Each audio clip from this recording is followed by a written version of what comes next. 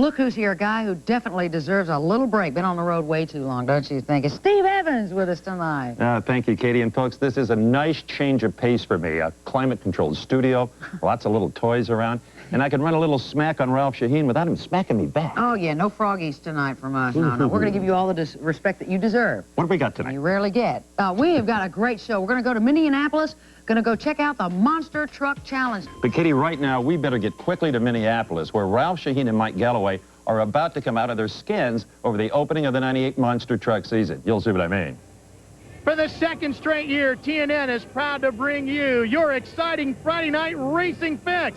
TNN's Motor Madness 1998 edition comes your way. It's a new year and a new racing season, and it all begins at the Hubert H. Humphrey Metrodome right here in Minneapolis, Minnesota. Happy New Year, everybody. Ralph Shaheen strapped in alongside, once again, my co-driving partner, the professor of truckology, Mike Galloway. Mike, we got the great Pro Arena trucks and the biggest and baddest of them all, the monster trucks. You ready to go racing again? Oh, I'm ready, Ralph. I've been ready a long time, but tonight is even going to be better than we've ever expected.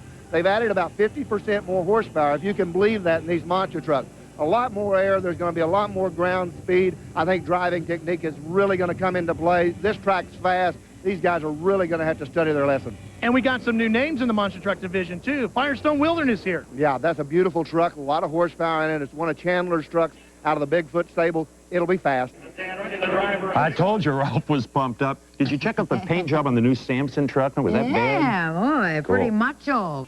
Now, hang on, Steve. That's valuable stuff that we have. I don't want... You broke it! It's already He crashed. broke our car. I can't believe you can take that home, then. I don't want it. Okay, fine. Just some fun we're having here at the studio here in Charlotte. A lot of people recognize this guy, Dan Runt. He's been driving the Bigfoot for several years now. And last year, not quite, but they've changed the point system this year. Is this year to grab back a little Bigfoot pride? Yeah, I mean, we're going to come out. We changed some stuff, you know, during the course of last year to get these horses down a little better. They're a lot of tight turning. We cut a different set of tires. That's going to help us a whole bunch. I mean, just the main thing here is to get the truck back on the ground and be able to turn a corner. We do a lot of little buildings. We're looking here at Minneapolis as being a good one, and we're going to start off right here. All right, Ralph. Well, these are the two guys, like you said, that'll be chasing David Morris and Joe Brozovich in 1998. It is a giant track, and it's going to be very fast. The monster trucks will start right in this area. They'll go over 2 cars. Then there's about 75 feet in between the first set of cars and the second 6 cars. A lot of air in here, then a hard turn over this area, and then down around a real tight turn. If you knock this pole over right there, Ralph, you will get disqualified. Then back across the cars with the actual finish line being on the last car second time around. The same goes for the other side of the course.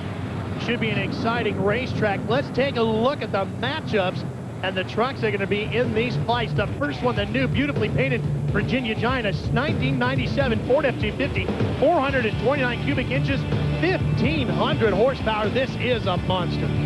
Dale Wilson started out truck pulling. He moved into the monster truck business.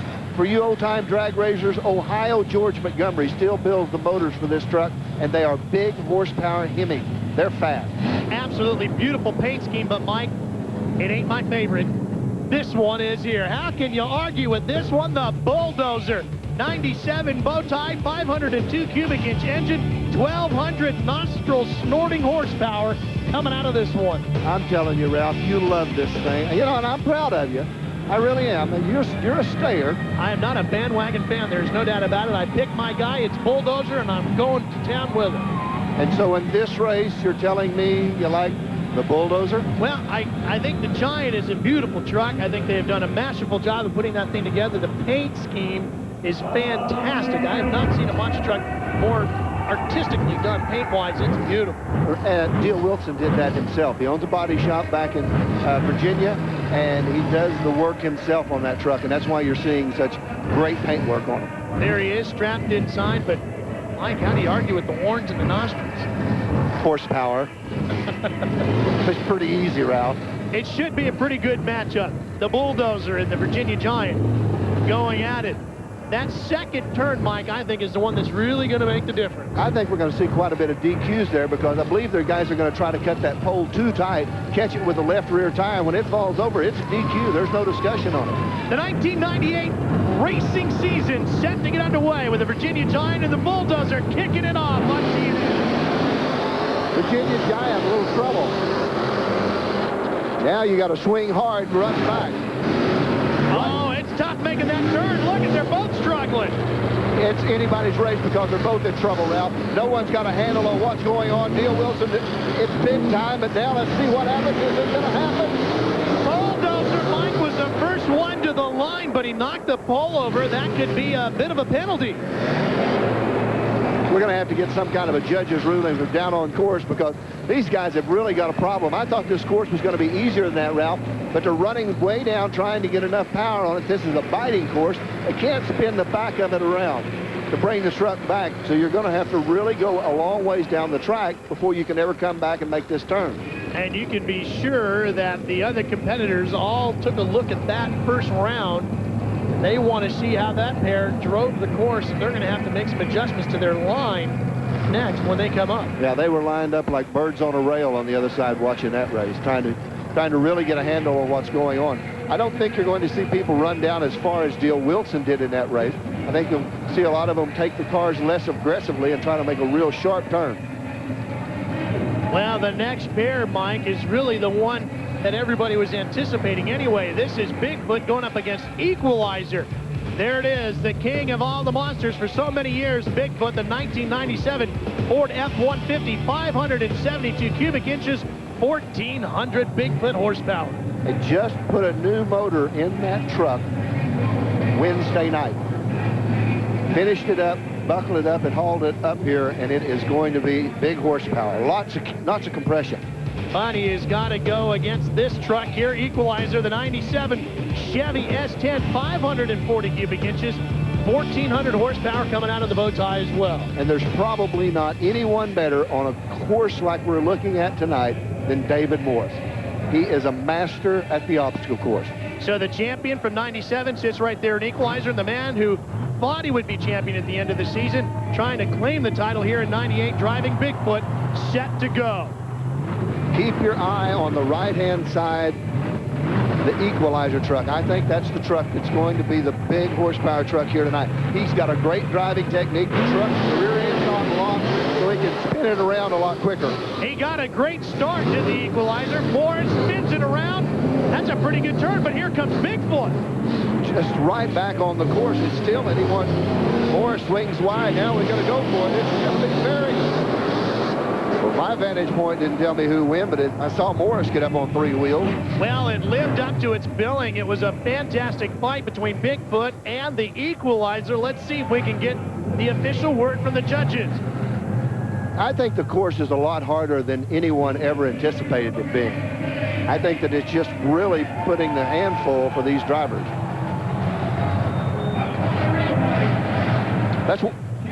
Let's watch David Morris go around this last turn. It gets a little bit wide, swings the truck back, now hammers hard on it, a lot of air under it, and he's been declared the official winner, Ralph. Yeah, and Virginia Giant was given the victory in round the first competition as well between him and Bulldozer. So apparently hitting that pole was what cost Bigfoot the victory in the first pair.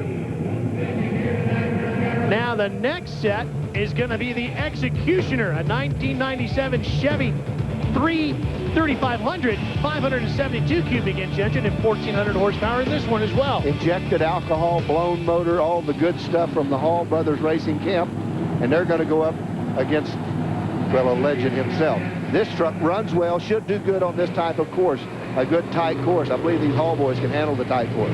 Well, and the truck that everybody was talking about in the pit area earlier because of the new paint scheme is Samson, and boy, does it look great. The big bulging biceps are back. A 96 Chevrolet, 560 cubic inches, 1,350 horsepower. He's down 50 horsepower from his competition at Executioner, but look at the new paint scheme. This truck, they've just gone through the motor recently. The only problems they're having with it, Ralph, is so much horsepower, they twist the ring gear and pinions out of the back of it. Brand new ring gear and pinion in the back of it tonight. He hopes that'll hold all the horsepower that this Hemi's putting out. Don't ever count out that little Chevrolet, though. It is always tough, no matter what kind of racetrack you're on. And this racetrack is tough tonight. It is very, very difficult to drive. Executioner on the left side of your screen going up against Sampson. Anyone's race at this point, they're both close. Patrick. Oh, Executioner knocked down one of the poles, Mike. That could be the telltale right there. Well, it is, but look at Sampson. He hit a pole too, though, Mike. And Sampson. That was a great race, wasn't it, Ralph? That was really, really tough. Patrick has tweaked this truck all winter long. He tore the truck completely down, rebuilt it, and there you see the Executioner truck. They had horsepower, but not enough. Sampson rebuilt this, powder-coated all the frame, went into the motor, really got the horsepower up on it. Here's a look at Sampson coming to the finish, and he takes out that last pole right there. Now, they're Ralph, saying that this is going to be a rerun, Mike. Anytime there is 2 disqualifications in one race, they both immediately have to go back, or they will both go back to the starting line and rerun that race. Rules say that they should be coming back immediately. We'll have to check. Well, looks like some of the USA officials are going back out over there to talk to him. Dan Patrick and Sampson. And here's a look at what happened to Executioner. Right there, he Well, that left front tags the pole. Left front tire tagged the pole on it. These guys are going for broke right now. Well, the rules say that they must come back to the starting line immediately, and that's what they're doing at this point. Here comes the Executioner. And now Dan Patrick rolls Sampson out. I like this new blue paint scheme on there. I think it looks really sharp. Oh, it's beautiful. Just outstanding. They still got to finish the tailgate on the truck, he said, and they should have that done any day now. You can see how it's blank on the back of the truck. They're going to have that all painted up as well. Well, got to think this has got to eat on your mind just a little bit. Just went out and ran the truck. Both the trucks going to have temperatures in the motors, and that's the critical point of it. You want to keep these trucks as cool as possible. They do run better warm because they're alcohol engines, but you've got to go right back to the starting line. You know that both of you made a mistake. What do? Do you go for broke on it, or you just try to complete the course without knocking down an obstacle? It seems like most of the trucks, since the first pair, are starting to take that second group of cars a little bit easier, like you had suggested. I think they're going to go a little bit easier again. I definitely do too, Ralph. I don't think you're going to see the flat-out speed that you'll see in the track like that. Patrick, a little bit of a lead. He's light over him. Now let's see what happens when they cut the corner. Patrick's got a pretty good lead, about a half turn, but right now the Executioner just took out another pole. Patrick makes it around without a penalty. What's going to go to Dan Patrick. The part that got him crossed up the first run was that last pole over the finish line jump, and this time he clears it smoothly. So Dan Patrick wins the last pair. Let's check in with Dave Burns down in the pit area. Well, Ralph, Gil Wilson agrees with you guys that it is tough tonight out here at the Metrodome, but it's not because of the course, Gil. You told me your truck might not be just right for this course. Yeah, the truck is not set up. It doesn't turn as short as some of these trucks. We'll get it changed. It'll be better. Next time we'll go after them for sure. But tell them how much you enjoyed the course. Hey, the course is a lot of fun. It's a little bit tight, but I like the long start. It gives us a good feel for the course. You got to really stop fast, turn it on a dime, and go for it. All right, we'll run around and get some other opinions, Ralph, but so far, Gil Wilson loves it. And he's going to go up against the Virginia Giant here in round number 2. Oh, does that not look beautiful, Ralph? Look at the paint on that. It grabs you. I like the eyes and the word Giant on the sides. Those are very pretty. Of course, I like the green eyes. Now remember, you score points in the obstacle course and the drag race, and it's a combination of those two that crowns you King of the Hill at the end of the night.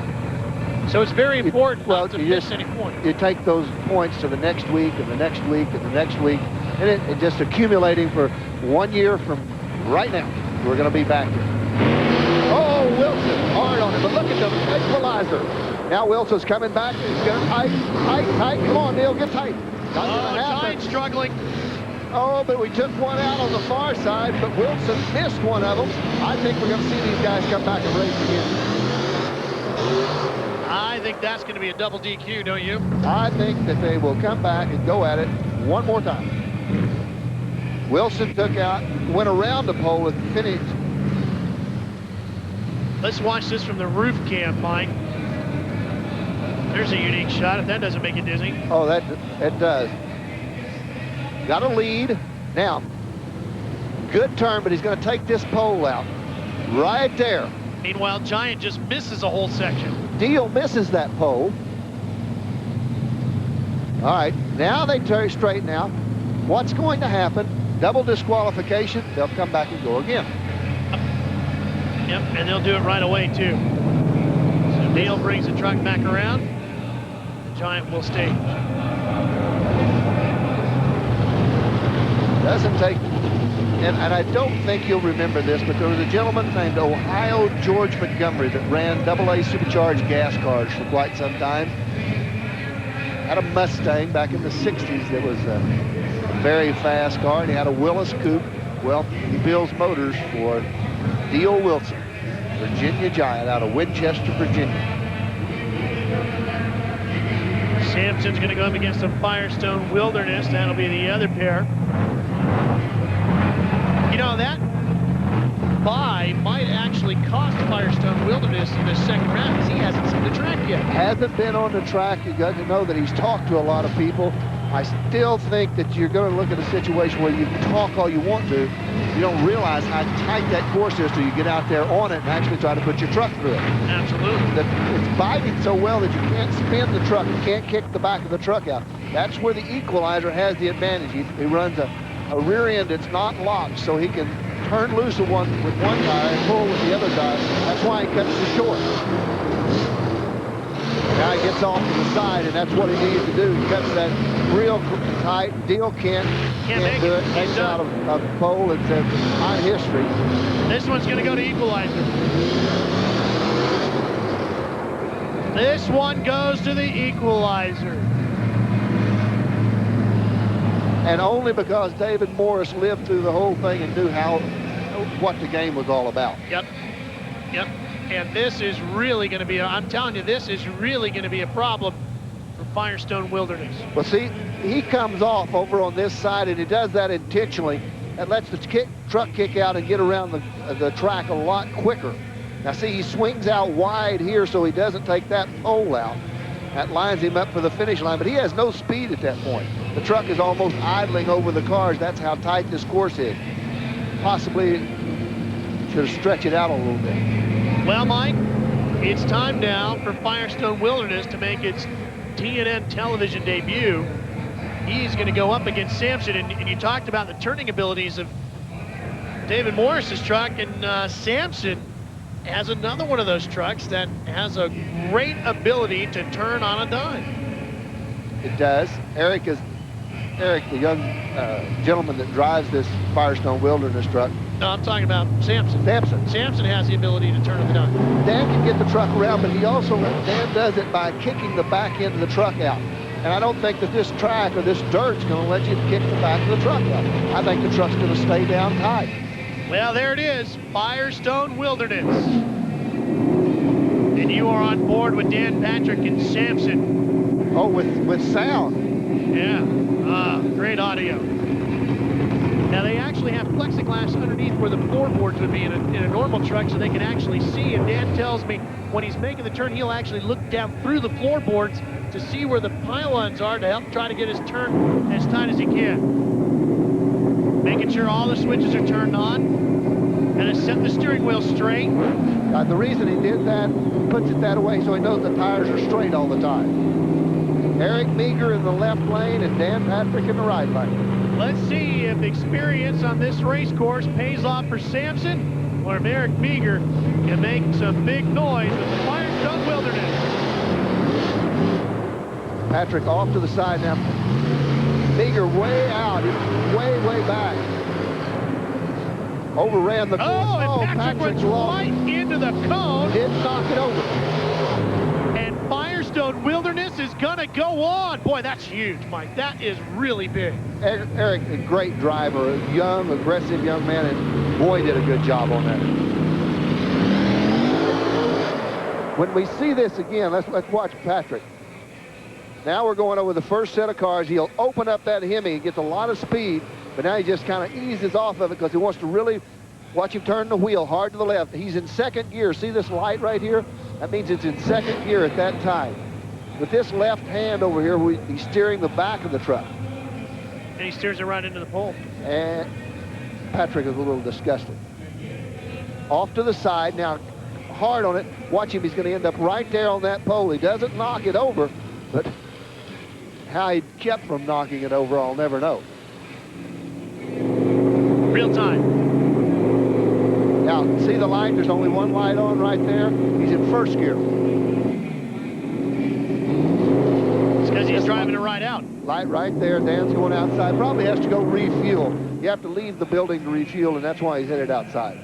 Well, we thought that maybe Eric Meager was going to struggle in his debut with the Firestone Wilderness truck, but that big red Ford you see on the left side of your screen is ready to go at it with Equalizer, the champion of the series in 1997, Dave Burns. It's going to be a good fight. Sure is, Ralph, and I found about the only thing as big as the monster trucks here tonight. This is Lurch. He's the crew chief, and yes, he calls himself Lurch, crew chief for Firestone Wilderness and Bigfoot. Lurch, good run there for Eric. What do you think about his chances this time? He had a real good first run. Everything went real smooth. He made a clean run through with the new Firestone Wilderness truck. He didn't hit any of the barricades or cones or the poles, so he's doing real good. The Equalizer, he's hitting some poles, so he got a chance that he may get disqualified, and we're just going to watch and see what happens. All right, he's going to stand back and watch, as are we. I thought Dave was maybe standing on top of a small ladder to do that interview. He's a big man. Oh, boy. He is huge. I call him Mr. Lurch. Yeah, Mr. Lurch, exactly. I like to stand next to him because I look a lot thinner. What do you think Equalizer? I'm just going to let that one go. Do you like Equalizer or you like Wilderness in this one? Oh, Lurch brought up a good point that they're going to try to run the course clean, and Equalizer's had so much problems knocking over barriers. I'm going to go with Equalizer. It's kind of hard not to, but I was really impressed with Meager in that first run. They are side by side off the line. They're all off to the left now. Uh-oh, we're in trouble. Equalizer is going over! No, he's not. No, my heaven. Upside down goes the Equalizer. It took a week for it to lay over on its side. I didn't think it was ever going to, you know, if the barriers hadn't been there, I believe he could have driven it out. He had it all the way on his side, but he hadn't given up. He was still fighting it. The USA Motorsports crew right on top of it. Watch this from the roof cam. Now, they are just about as close at this point that anyone could be. Watch him when he comes off, though, right in this area. Now he lays it over his side. It's not over with. He's still driving the truck. He's trying to bring it around. But see that barrier right there? I think that's what cost it. He had to come back around and just lays it over real easy. I don't think the truck is hurt. I think he'll be back in the drag racing. Not hitting the barrier, but what you're saying is if he didn't have the barrier there, he could have kept driving it that way. He could have kept driving on its side. And it might have come back around. Brought it back on it around. Right here, Ralph. See, he's trying to drive it out. He's cutting the tires. He's not over yet. And it's too late at that That would point. be tremendous side bite. Oh, it is great. That would be absolutely unbelievable side bite, and he could bring that thing back over. It's been done before. But now he is out of the truck. Kevin Pugh and the crew from USA Motorsports helping to get him out. They want to get this truck back over. He wants to go drag racing here in a little bit. Well, he don't want to get all the oil and liquids up inside the motor. He wants to get it back over as quick as you can. He's looking at it. It's not hurt, David. Let's go racing. Ralph, just something that you might want to remember, and probably should just let this go. The Wilderness truck has not finished the race yet. Wow. Dave Burns, what do you think? Well, David Morris is watching real quick here. He's watching the action, so we can see that he's trying to, as you said, get it righted so that he can race this thing again. And biggest cheerleader right now is the guy that owns this. It's David Morris, and we see fluid hopping out all over the place, and he's going to get a quick look at it here. We'll ask him for his impressions. David, initial thoughts on the damage? Well, I don't know yet. Well, you know, there's no way to tell until we get time to check it out and look it over, so. Were you still driving it when you were on its side there? Giving everything she had, trying to get it back up, but it just, without a locker in there, you know, if I'd have had a locker just in, I might could have saved it, but with an open rear ends, it tried, but it just didn't make it. All right, we're going to let the champ go and see if he can get this thing back for drag racing. Well, they are giving the win to Firestone Wilderness. So what a job by Eric Meager. here's a guy, Mike Galloway, who came out, had the bye on one of the toughest courses you and I have ever seen in monster truck racing. He gets past round number 1, and then he upsets the champion from 97. That's impressive. Oh, it is impressive, but here's the thing about it. I don't know whether he upset the champion or the champion got upset. Well, and their theory, it did exactly what it was supposed to do. They said, we're going to let Morris go out there and put himself into a position of getting into trouble, and that's exactly what happened. Yeah, let him beat himself. Beat himself. It's what Lurch said before we started, and they did that. Mr. Lurch. Mr. Lurch, sir. And they did that, and it worked. It worked. Unbelievable. Firestone Wilderness, the winner of the Obstacle Course Challenge, and Equalizer goes upside down. We got plenty more coming from Minnesota shortly. But first, let's head back to the studios in Charlotte, North Carolina. Wow. Great action, Ralph Shaheen. And you know, Katie, a few years ago, Bob Chandler let yours truly take a lap in Bigfoot in the Houston Astrodome, and I can tell you those things are really hard to drive. I couldn't believe it. Oh, really? Did you get to crush some cars? Oh, and all the whole that? deal. Did you turn it? Yeah, that kind of. A little rough. Well, they haven't changed much, as you can see. Well, folks, I don't understand how Jeff Gordon has won 2 Winston Cup championships. I mean, I can't even get this 24. Well, there it goes. There it goes. Ooh. I think this thing has been overplayed with by people like Ralph Shaheen and Steve Burns. And go, Jeff, go, go, baby. Oh, man. Yeah, boy, you can't even... Go, Jeff, go, go, go. Look how good he is, man. Steve, we kind of have a job to do over here. I'll be right there. Yeah, sure you will. I'm trying to make him crash. I can't even do that. Sit down. No, Jeff Gordon never crashes. Are you nuts? Where's he going? Steve, over here. All right, we got a lot of toys on the set. You know how it gets. All kinds of various information, updated, of course, timely, just for you. I need a mini Rainbow Warrior, quick, on the set to fix the 24. You broke it. I broke it on the way over. I dropped it. I can't believe it. See, even that other guy didn't do that. Ralph Shaheen, no, this is it. You're not touching anything else. That does it. Stay with us, everybody. We'll be right back with more Motor Madness, and I promise not to break anything else. Katie is very possessive of all of her toys, even her chips, for that matter. You know, no matter what happens to Joe, he always seems to wear that wonderful smile. Mr. Happy of the arena truck. Yes, he's got nice lips, too. You know, he's got some competition out there tonight. We'll take you back to Minneapolis, Minnesota, with more of that monster truck racing. And more to come here from Motor Madness. Stay with us. We'll be right back.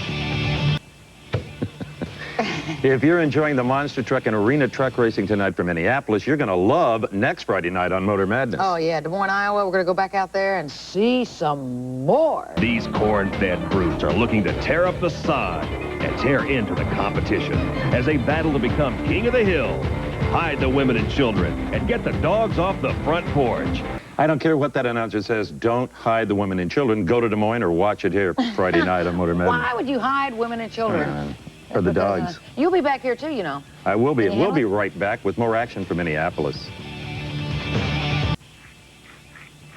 Yeah, well, thanks for the countdown. Steve. When my kids were little, I played with their Hot Wheels, I think, more than they did. I'm just seeing if I still got the touch. Let me try it for just right here one more time. Surely there's a better way. Oh, I didn't know the little truck was in the tunnel. Oh, great. Well, sorry, little truck. While Steve's over there tearing up our valued toys, why don't we go back out to Minneapolis and see what trucks they're tearing up there? Get back for more monster trucks. Here they come. Well, side-by-side drag racing is next, and this fact of Equalizer being out, Mike, is going to have a lot to do with what happens with Firestone Wilderness. Well, it's going to have a whole lot to do with it. Firestone Wilderness will move up and race Bigfoot. It will take Equalizer's place in that lineup, so the Wilderness will go up just like that and race the Bigfoot truck. The fast loser of any of those racers, the 6 racers that are out there, will drop down into this other bracket, and so we're going to have a loser come back from the previous round.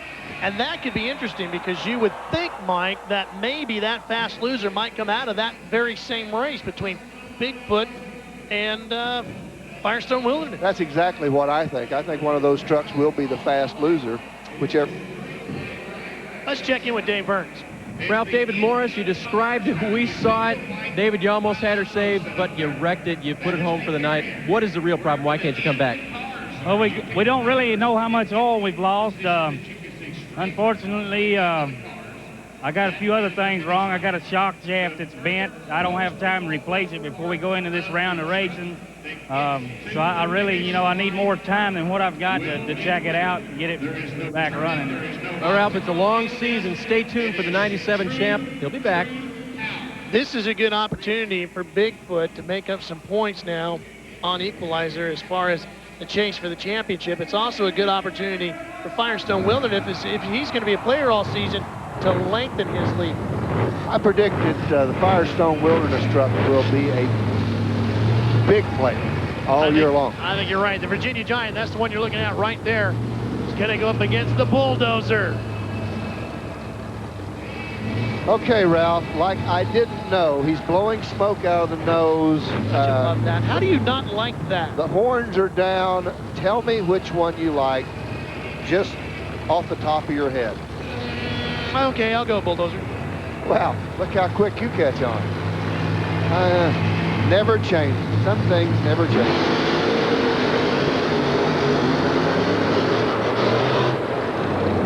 Do you want to say it for me, or do I need to say it? Bulldozer the winner. Thank you. Just as Ralph had predicted. Oh, yeah. Sky cab and the horns are flying. Great start. In that low area is where they really picked up some ground. The landing was good. You know, two wheels, that's nothing to worry about. We haven't really had an opportunity yet tonight, Mike, to see the full power out of these monster trucks with the tight obstacle course that we have here in Minnesota. But now in the drag race, we're really going to see who has got the meat under the hood.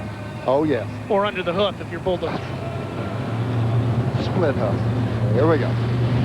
Bulldozer. Oh, yeah, this is going to be good. Bigfoot against Firestone Wilderness, and Bigfoot is going to get the right lane. Well, Bigfoot, as we mentioned earlier, put a new Hemi motor, an AR motor, an Allen Roots motor in his truck just a couple of days ago. Compression on it's 15.5 to 1. So it's big horsepower. They've got the big blower on it. This is 572 cubic inches. He's really out horsepower and Eric in the Firestone Wilderness. That really doesn't mean anything.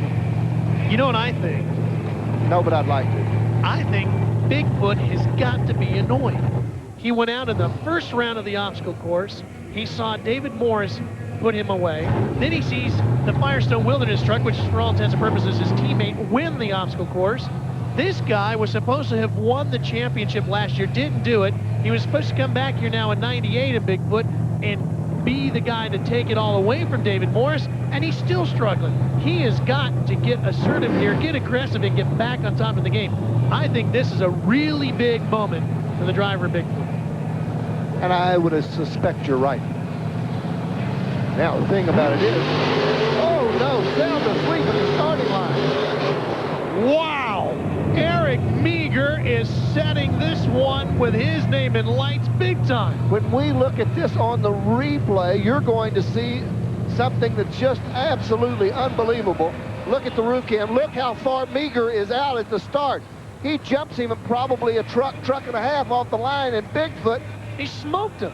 When they wake up, he finds out that it is absolutely too late. Well, the only thing Bigfoot can hope for is fast loser. Yeah, and I don't know, because Dale Wilson made a great pass. And we've still got a set of trucks to go. Yeah, Executioner and Sampson, which is not a pair of weak trucks by any stretch of imagination. Oh, please. Hey, neither one of these guys got a walk in the park. You know, Patrick tells me that his motor... Wow, how about this, Mike? We are now being told that Firestone Wilderness jumped the gun, which would be basically like a red light at an NHRA national event. So that gives the win to Bigfoot. Well, we talked about in that replay how far out Meager was on Bigfoot when Bigfoot left. Well, there is the exact reason why, because he jumped the gun. You are on board with Dan Patrick and Sampson. As he backs that beautiful Chevy up. Oh, this should be a great ride. Dan says the horsepower up on this truck about twice what it was last year. And that's what he's going to see when he hits that first set of cars, nothing but the Metrodome roof. Now, you see them shut the motor off and raise their hands up, Mike. Well, RII, remote ignition interrupter, and that is something that shuts the engine off in case there was a problem. There is a gentleman standing on the sidelines that makes a decision whether to kill the motor. And what they do is test that shut-off button. And that, when they raise their hands, then they shut the truck down. Another sign of safety from the good folks at USA Motorsports. It's going to be a great race. I mean, a great race. Patrick Allen. I think Dan Patrick and Sam. No, we got another one upside down. Uh-oh. Executioner on its roof. I saw it coming, and there was nothing you could do about it. But, Ralph, I want to refresh your memory. You wasn't there, but I want to refresh your memory. Memphis, Tennessee, first race of the year last year. Executioner on its roof. Yep. Yep. Here it is again, Mike. Watch that right lane. The race is good. There's not a problem with the race. Patrick is just out. He covers it.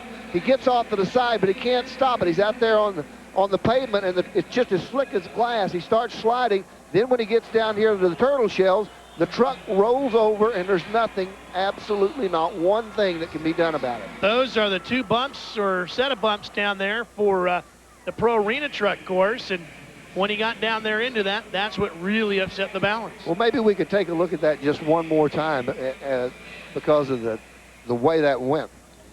Let's go on board with Sampson first, Mike, and see what Dan Patrick saw, and I guarantee you a lot of it is going to be the roof of the Metrodome. Oh, he had a beautiful run. Now, all right. Still in. Now he's in second gear, and it's over with.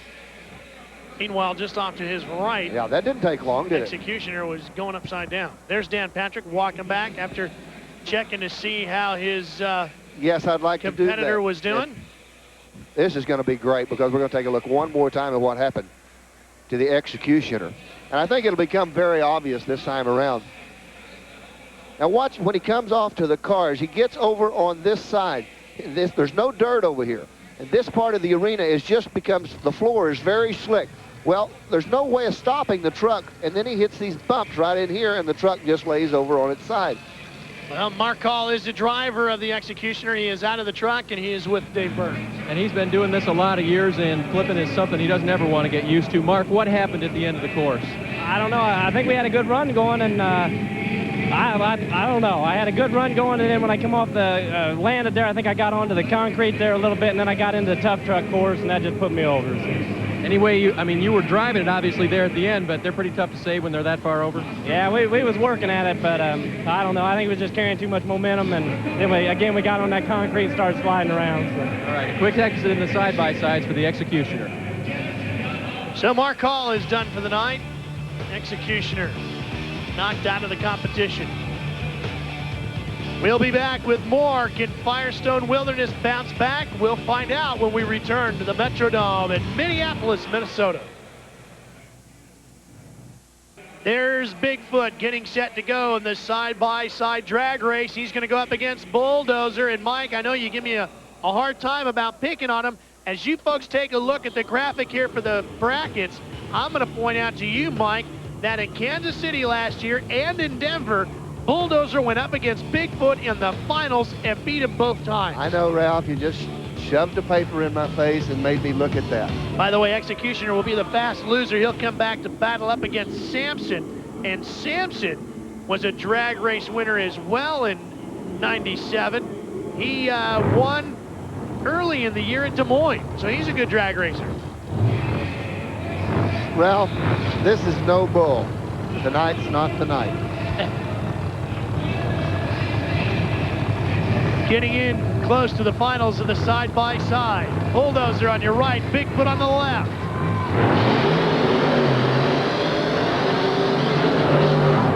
How about that bull? Hold on.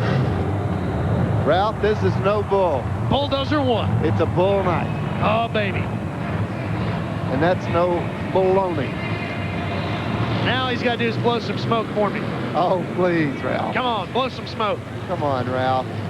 Lighten up just a little bit. Oh, yeah, just go right over the barrier. Yeah, it broke out of the pasture. Here's an ISO on the bulldozer. Let's see how he did it. Almost knocked a tooth out there with that right front tire.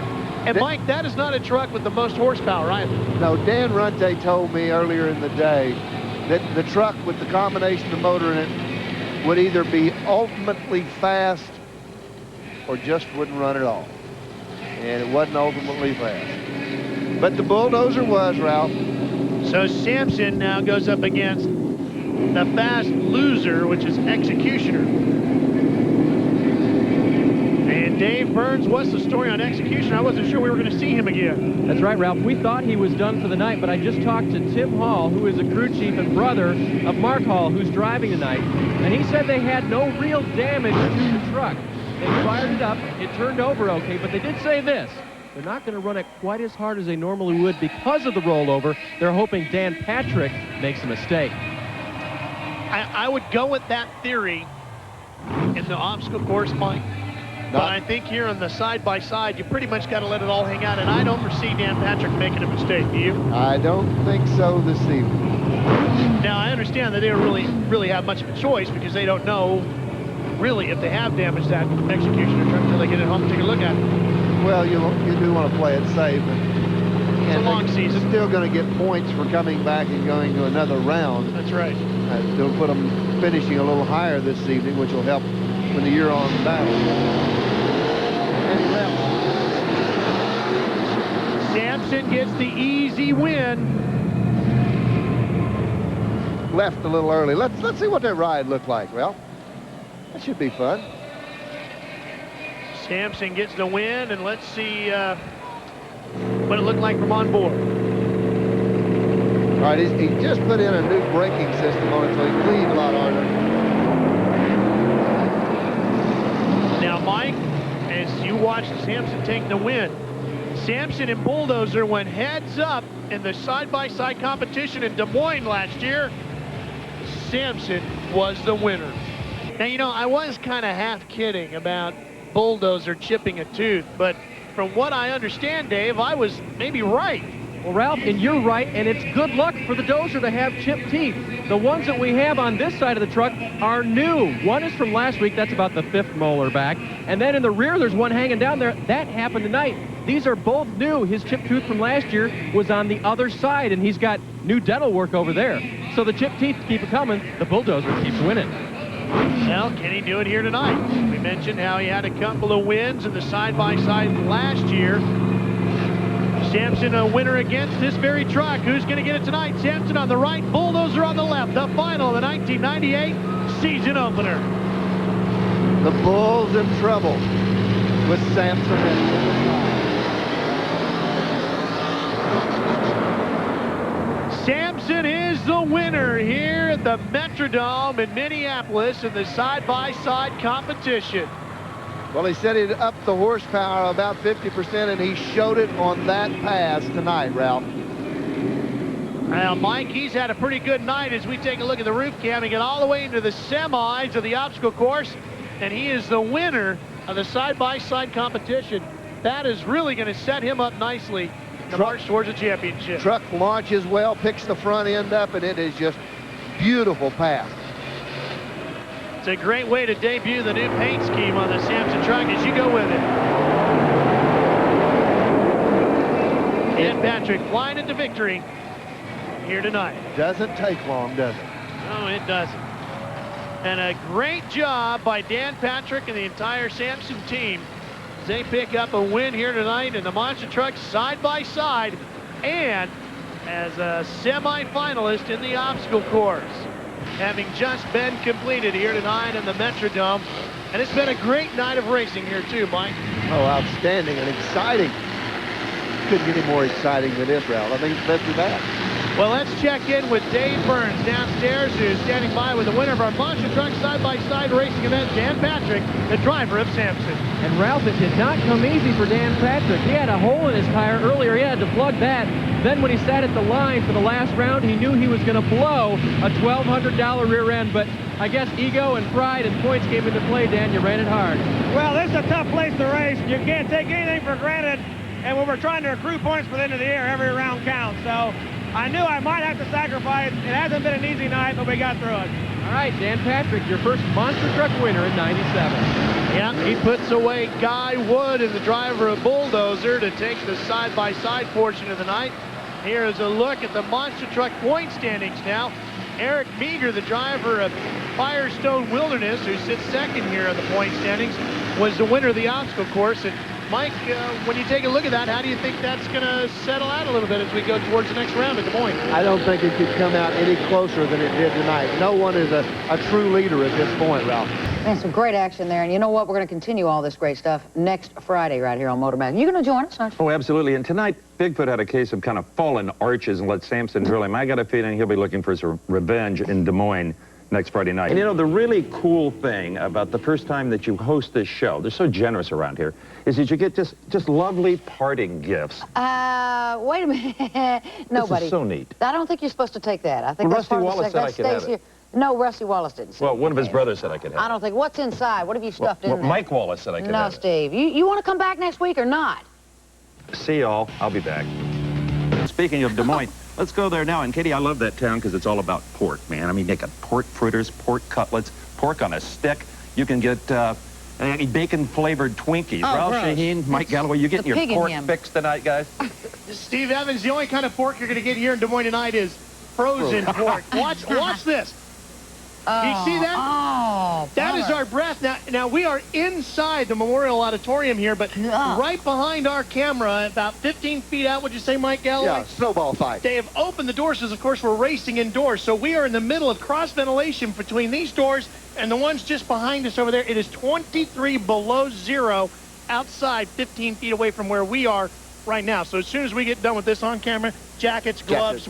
Yeah, hot chocolates, here we go. So let's go back now to Charlotte, where Steve and Katie are getting set for some remote control car racing. What do you like? Oh, Katie, no doubt. You would. Steve, I'm betting on you, buddy. Take him. No, Katie plays with Hang more on toys. now. Hey, Frosty, how you doing, bud? The temperature Thank keeps you. going down the more he talks about it. Yeah, they got snow in the arena. You see that white stuff? Is this cool? This is really cool. This is a 1/10 radio-controlled race car. Yep. It's a truck, actually. And take a look at how close it is to the real thing you'll be seeing later on. Look at the wishbones, 4.5, four-wheel steer, Wow. coilover shocks, 2 in each corner. This is just one bad boy. We got a pretty good course for it, too. Tell us about the course, Kate. It's kind of an S shape. I don't know anything about it. We got thrown dirty rugs over there, a few pylons, and of course, if we hit, we're going to get 5-second penalties, right? And we've got Got an cars to S-shape. crush. S-shaped, yeah, we'll come around there. This is the tough one, though. This is insane. Come off of that, and how are we going to make that? This is going to be tough. I want to emphasize we are going to do this with absolutely no practice, just like the real drivers will tonight in Des Moines. Yeah, that's what you think. Stay with us, everybody. We'll be right back with monster truck action, big and little. I like squishing the tires. Well, we ought to make clear that this is not our radio-controlled monster truck. No, it's Stephen Prall's of Traveler Rest, South Carolina. His a beautiful truck, and they all nickname their trucks. This one's called Barefoot, B-E-A-R. Katie's going to go first later on tonight, so I'm adjusting the shocks. They'll be just perfect for you, Katie. Ralph, what do you think of this bad boy, huh? And it's a good wreck. Looks a lot like Barefoot. Oh, Fred Schaefer's truck. Yeah, it's a good-looking thing. Painted like the truck and everything. It looks really nice. And we're trying to figure out how we can do that. And Galloway's trying to figure out how to blow circles with I'm going to spell TNN. TNN. Yeah. Anyway, you know, we've been racing the Pro Arena trucks and the monster trucks already in the 1998 season. Let's take a look now at the point standings for the monster trucks and how they are doing. Up on top, Dan Patrick and that beautiful new paint scheme on Sampson. He's really got this thing figured out right now. When we started the season, it came with a new motor. Told me it had 50% more horsepower, and he's proven himself last 2 races out. He's awesome right now. I think as you take a look at the back half of the top 10, the other thing that is interesting is how Firestone is struggling a little bit to get going. But the thing I like about Dan Patrick is not just a truck in 98, but how he's been driving in 1998. He's really come up with some new little tricks. We'll get into that a little bit later on, and it's really working out for him. Let's meet Dan Patrick. He is standing by with the third member of our broadcasting crew, Dave Burns. Thanks, Ralph. And you know, the biblical character for which Dan Patrick's truck is named, Samson, did some pretty amazing things in its time. Samson ripped apart a lion with his bare hands, and then Samson slew about 1,000 Philistines with the jawbone of a donkey. Now, Dan's not going to be asked to do that here tonight, but Dan, you've got some pretty amazing things to do here in a very tight course. How do you hang on to the points lead tonight here at Des Moines? Well, it's going to be tough here. I don't have any easy rounds tonight. I mean, I got Firestone Wilderness first round. If I get past him, I got Executioner and Bigfoot second round. So there's no easy fights tonight. This track is really tight and it's really tacky, so you can't go in the turns very fast. So this is my first night on a very long, extended road trip, and so we're going to be aggressive, but we're also going to be cautious. We'll really stretch it out on the straight line more than we will in the obstacle race, but we're going to fight for that too. And on this long road trip, Ralph, Dan says he might also let his hair grow real long. That was the other secret of Samson's strength. You never know with Dan Patrick. That's the last thing the competition wants to hear, is that he might find some more strength. Think about it. These guys have really done a lot of work on the truck. They've been upside down maybe 3 times, but they've got a new sponsor on the Executioner truck. I'll tell you more about them in just a moment. There's the Executioner truck. They put a new blower on it. They've gone to all new fuel system on it. Mark told me he didn't know what the truck was going to do. Is either going to run or not. There's the Hall brothers getting ready to go racing.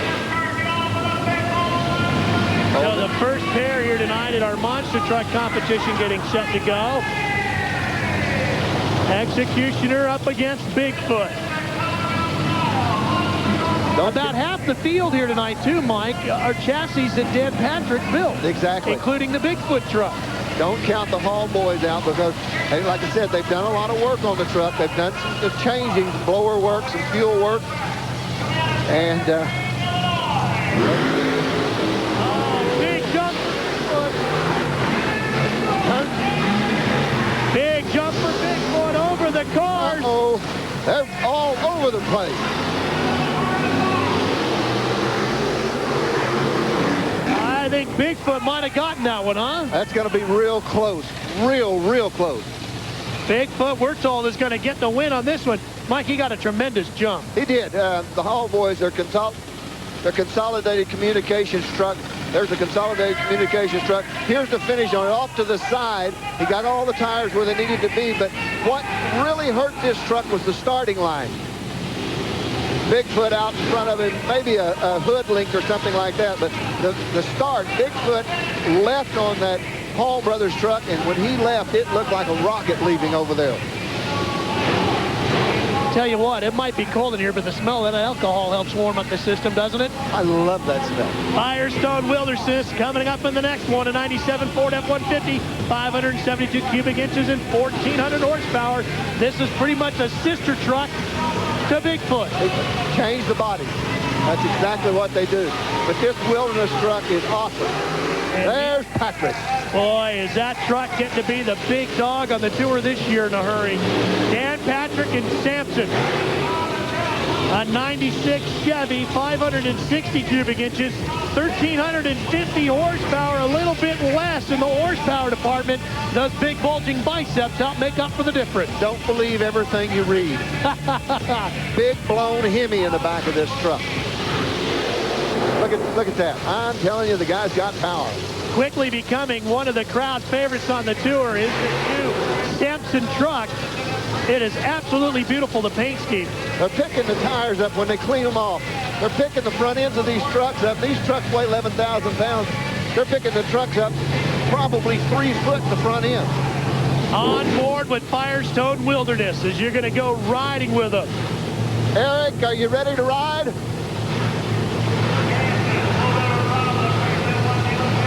Okay. Getting set to go racing here. Firestone Wilderness against the series points leader, Dan Patrick and Samson. Well, Ralph, honest to goodness, you could take a coin and flip it in the air. That's how close these guys are. This is going to be probably as good a race as you're going to see for a long time. Patrick is fast. Eric is fast. They both got lightning fast reaction times. Let's watch them lead.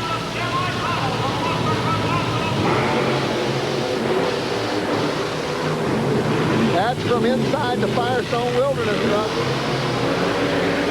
Firestone a little bit ahead of Patrick at this point. Oh, but he can't make it up for it. Look at that.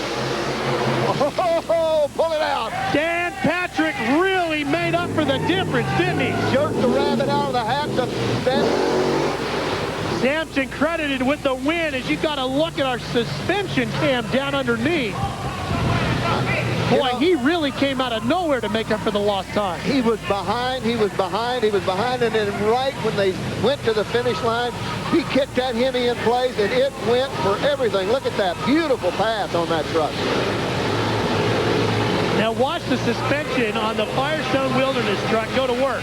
Remember, that's 11,000 pounds landing on the ground. Look at that suspension absorb the shock. Look at these shocks right here. Look how easy they're working now. They're nitrogen filled, and this truck is absolutely state-of-the-art. There, see it come out, it extends right here, well, it drops down, then we'll go back up. That makes the landing that much smoother. What a great shot to give you an idea of what happens when these 11,000-pound machines go flying through the sky. Well, we got another pair getting set to go. Equalizer, Virginia Giant. That's Equalizer on the right side of your screen at the far end of the arena, Virginia Giant. The Equalizer, 97 S10 Chevy, 540 cubic inches, 1,400 horsepower in this one. Well, he gets around these little short tracks real well. He doesn't have a locked rear end in it, and that lets him get around just that much faster. There's the Lucas Oil Products truck setting in the Virginia Giant. You don't find many trucks that is that pretty. And it's a beautiful machine. A 97 Ford, 429 cubic inches, 1,500 horsepower living in the Giant. Steve Evans would understand this. Ohio George Montgomery built the motor inside that truck. And he did as well with this engine as he used to do with the drag racing motors. There you go, Ralph. Oh, no. What's that all about? I don't know. I think we've had a jump of the starting line. Well, we got a false start, and we'll have to wait to see what the USA officials do here. You got to say it left well. Yeah.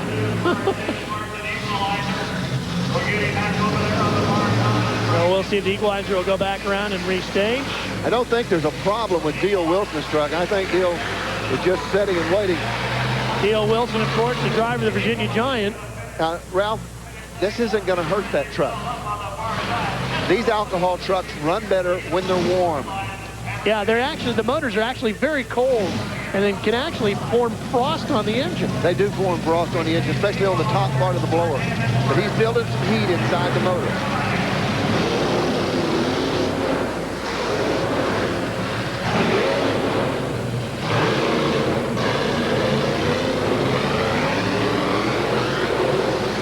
Apparently, now you know what? Being completely honest with you, I got no idea what's going on here.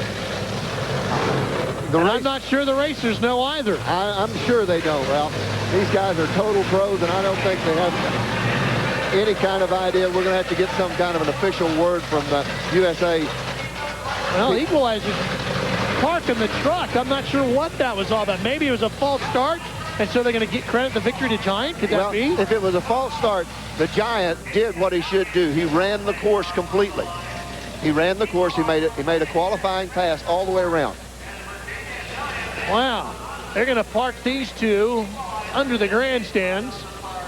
Well, the USA officials are talking about it. Welcome back to USA Motorsports Monster Truck Challenge here at the Veterans Memorial Auditorium in Des Moines, Iowa. This crowd, as well as us, were a little surprised by what we just saw in that first round of Monster Truck Obstacle Course competition between the Virginia Giant and the Equalizer. Let's go down to Dave Burns with Kevin Pugh, the race director, to find out, Dave, what's the call? Well, we're talking with Kevin, and he's still talking with the rest of his team, trying to sort this out. Kevin, we saw the Virginia Giant hold and the Equalizer takeoff. What's the ruling there?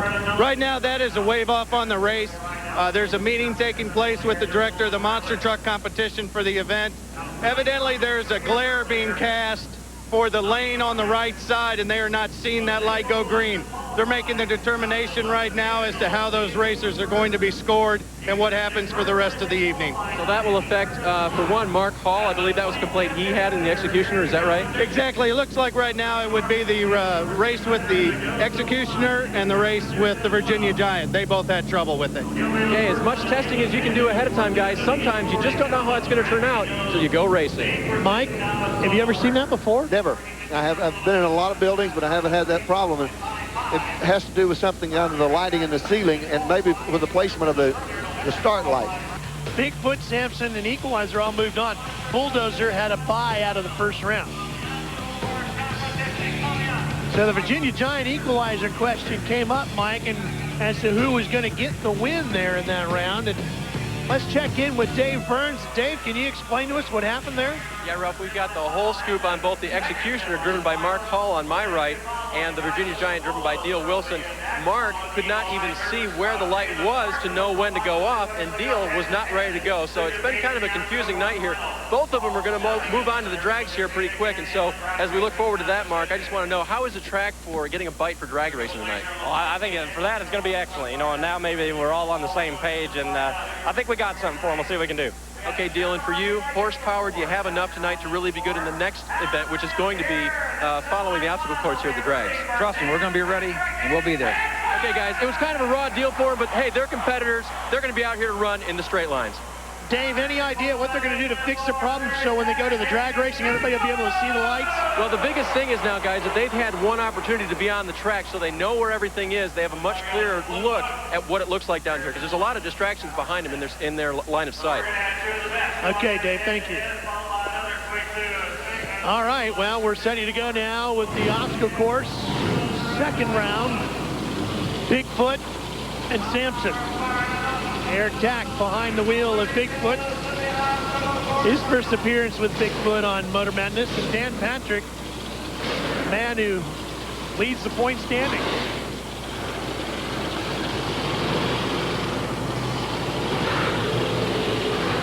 Eric Tack may be making his first appearance here. He is no newcomer to racing monster trucks. Patrick got him off the line. Patrick got him off the line. It's Patrick in the lead just a little bit. Patrick is in the lead. Let's see.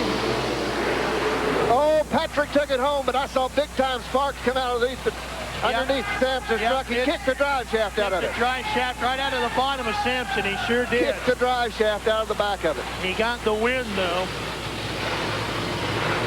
But one thing about it now, these trucks are all shielded. Everything's there.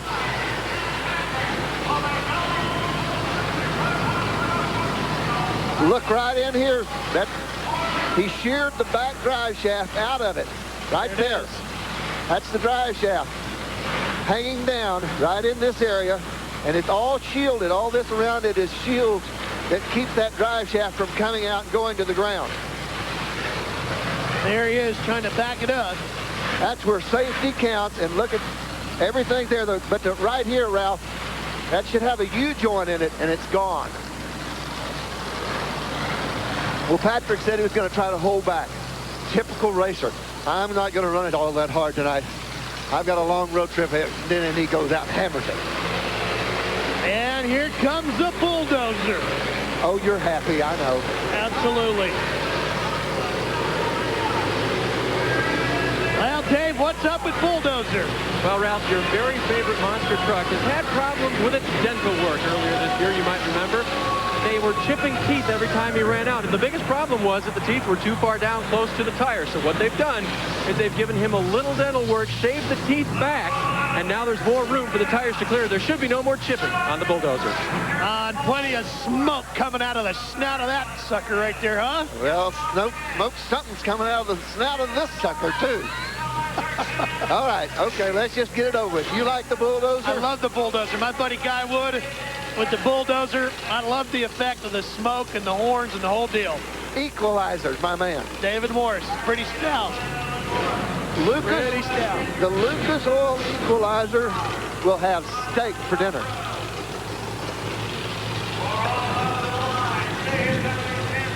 I hope. Here we go, the obstacle course. First time Bulldozers run tonight. Had a bye in round one. I think that'll make a difference.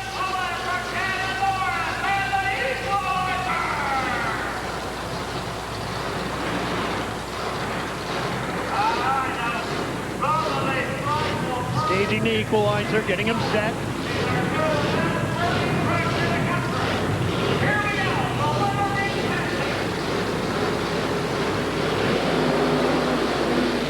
Watch the poles in line. Who's going to be around first? It's close. At this time, they're almost dead even. I'll give it. Uh-oh, got the bull in trouble.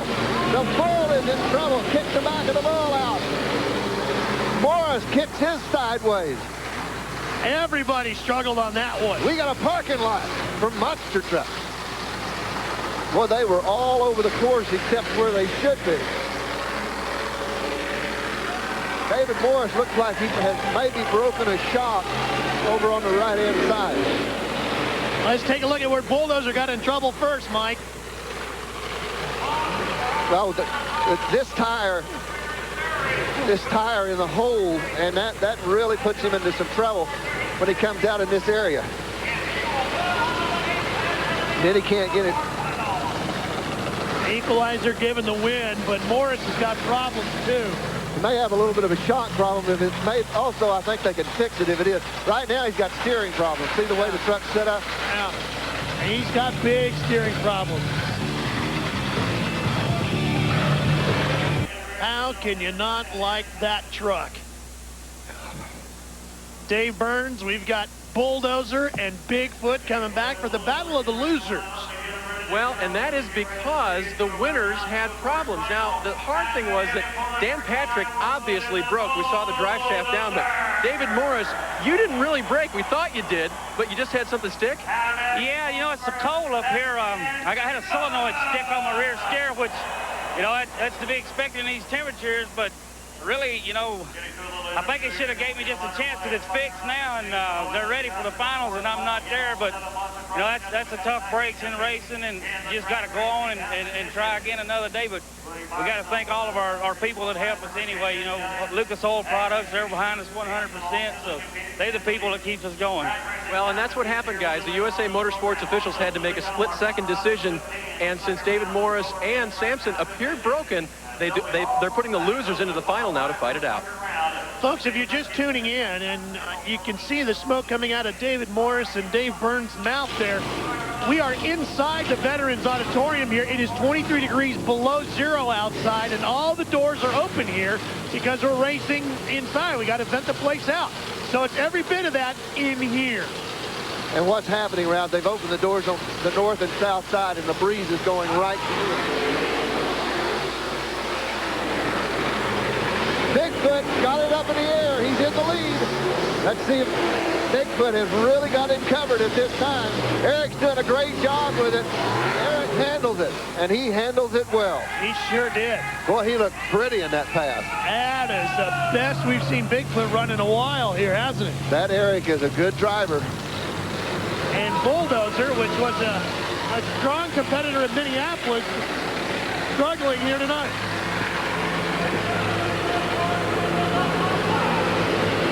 Watch the Bigfoot machine over the final jump. Look at the lead. Finish line right there. Looked like a solo run. Oh, it was, basically. Well, we are done now with the obstacle course competition. Bigfoot taking the win over Bulldozer. So we're going to take an intermission here to try to thaw out a little bit. Well, let's head back to Charlotte. Steve Evans and Katie Haas, and I got to believe it's a little warmer inside that studio. You know, Katie, I thought I had some interference on my IFB. That's this thing in the rear. It was just Ralph's teeth chattering. Is that what it is? Oh, it's a bit baby. nippy there, but nice and cozy here. We have fresh, warm food, nice, fresh Cheetos. What's left of it. Having a big time. Well, I'm sorry, I was still doing my Motor Madness boogie. Since he's all boogied out, he's just going to sit there for a while. And actually, we are going to get back to Des Moines, Iowa for more of that monster truck action. It's halftime there now, and they're trying to warm up the place. But it's a big time there. Everybody, you know, out there kind of loves an underdog, no matter if you're there or anywhere. Underdogs seem to be the supporters. They're the ones who get all the support. Well, I know I always root for Ralph when he's out there trying his luck with the ladies. It's the same thing. Well, 97 was the greatest, but 98 is the latest. oh, don't look at me, bud. You're up, girl. I'm fine. I'm having a big time. So what's this about your shirt? Well, you know, we're going to go back to Des Moines right now, as a matter of fact, for more action. But Ralph and Mike, I got something you guys can identify with. What are you doing? This is a nice shirt. Are you nuts? TNN Motorsports wardrobe department furnished me this shirt. I have to give it back tonight, but I don't really mind. But the question is, how did they get the shirt out of the department store with a security device still attached. No way! And does the department How? store know these damn things don't work? And do they know how uncomfortable they are when they're right under your belt? Ralph, Mike, want my shirt? That's not nothing. I don't have one of those. That's pretty good, Evans, but you know what? I would trade that in any day. It is now 28 below zero here in Des Moines. Right here. Right here. Not outside, right in here. 28 below zero. So I don't feel for you, Evans. Sorry, buddy. Next time. Okay, drag racing, Steve. You can relate to this. Side-by-side drag racing with the monster trucks. Here's the way the brackets are going to set up. Bigfoot and Executioner, Firestone and Sampson, Equalizer and the Giant, and Bulldozer gets the bye in round number 1. Now, during our intermission here, there was some drag racing of a different kind here. Watch this. Watch the guy in the green over the jump. Right there. This right there. This gonna hurt. This isn't pretty. That's gonna hurt. That looks like about a 4.5. He didn't land completely on his feet. He was close to his feet, but not exactly in the standing position when he landed. From second to last, too. That new sweater looked good on you. Thank you, Ralph. Thank you. We've been rounding up every piece of clothing we can find around here. There's 2 guys upstairs that are missing coats. I knew they shouldn't have gone for coffee without them. And that gizzard lip hat on you looks pretty good, too. Gizzard lip, huh? I got my gizzard lip hat on. I've got my gloves. Only you would find a hat with gizzard lips written on it. Gizzard lips from Eduardo's. Sells big in Oklahoma, I would think. Oh, it's huge. Yeah. All right, Executioner and Bigfoot going at it here in the drag race. The real drag race. I like Eric's chances here. I can't tell you. I'm not sure that Eric pulled it out, though. The new blower. Oh, yes, the Executioner. Wow, what a run. Look at Executioner carry the front end all the way. You know what? I think Bigfoot got too much height off the front end. The front end of the truck went too far up as opposed to out, and that'll give the win to Executioner. They told me earlier tonight they put a new blower on the truck. They put new fuel system on it, and they changed the gears in the truck.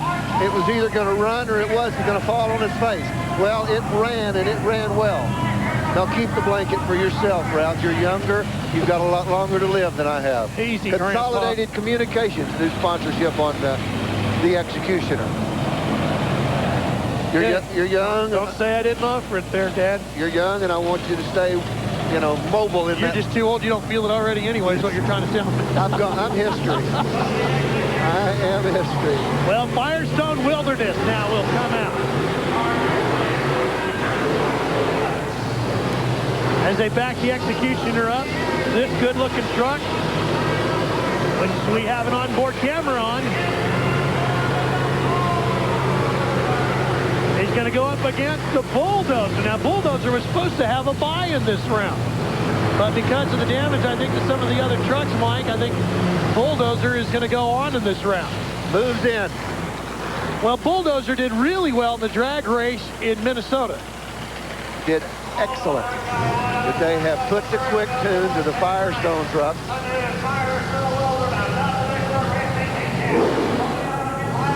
And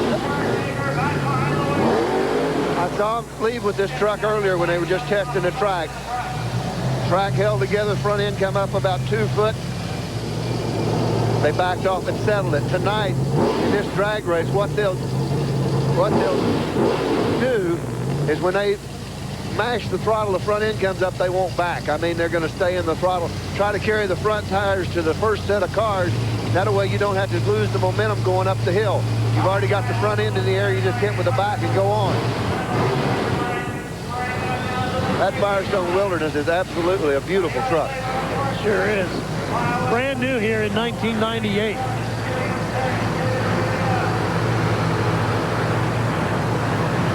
Out of the Bigfoot stables comes the Firestone Wilderness.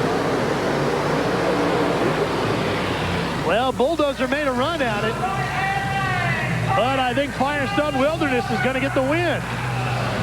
Yep, the win goes to Firestone Wilderness. I watched him with the truck. He didn't get it off the ground. Right there, just had enough lead on him. And it was absolutely right at the finish line. Let's take a look at this ride. You don't see anything but the roof of the building till it's landing time, and you don't need to see anything. All you got to do is feather the truck at the finish line. That'll bring out the Virginia Giant and Equalizer. This ought to be quite a matchup. What are you going to do, Ralph? I like both of these trucks. I think they're both exceptional pieces of equipment. Yep. Two fine drivers, and it's going to be a great race. I think the edge will probably go to the Ford just a little bit because David Morris is more of an obstacle course type driver than he is a drag race driver. This is really a pick-em kind of matchup, isn't it? It truly is.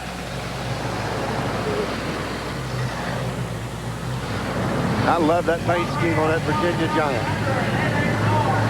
One of the wildest paint schemes you'll see. The same guy that painted Giant painted Dan Patrick Sampson truck. Well, they do exceptional work. Deal is in the body shop business himself when he's not on the road. Has this Virginia Giant, then he has a ride truck, Ralph, that you can get in the back of it. Has seats in the back, and he'll take you across cars, and you can ride in the back of a monster truck. Oh, I like that. Oh, you'd love it. I've ridden it. It is. Thanks for thinking of your partner. I'm sorry, Ralph. I never thought about my partner. Of course, he's not here tonight. But getting them lined up and ready to go. I got to say, Ralph, if we make it through this thing, we can make it through anything. Yeah, and no doubt about that. Here we go, Virginia Giant. Well, guess what? The guy that's not supposed to be as good as a drag racing just won. Showed me what the professor knows. Yeah, at this point. Yeah.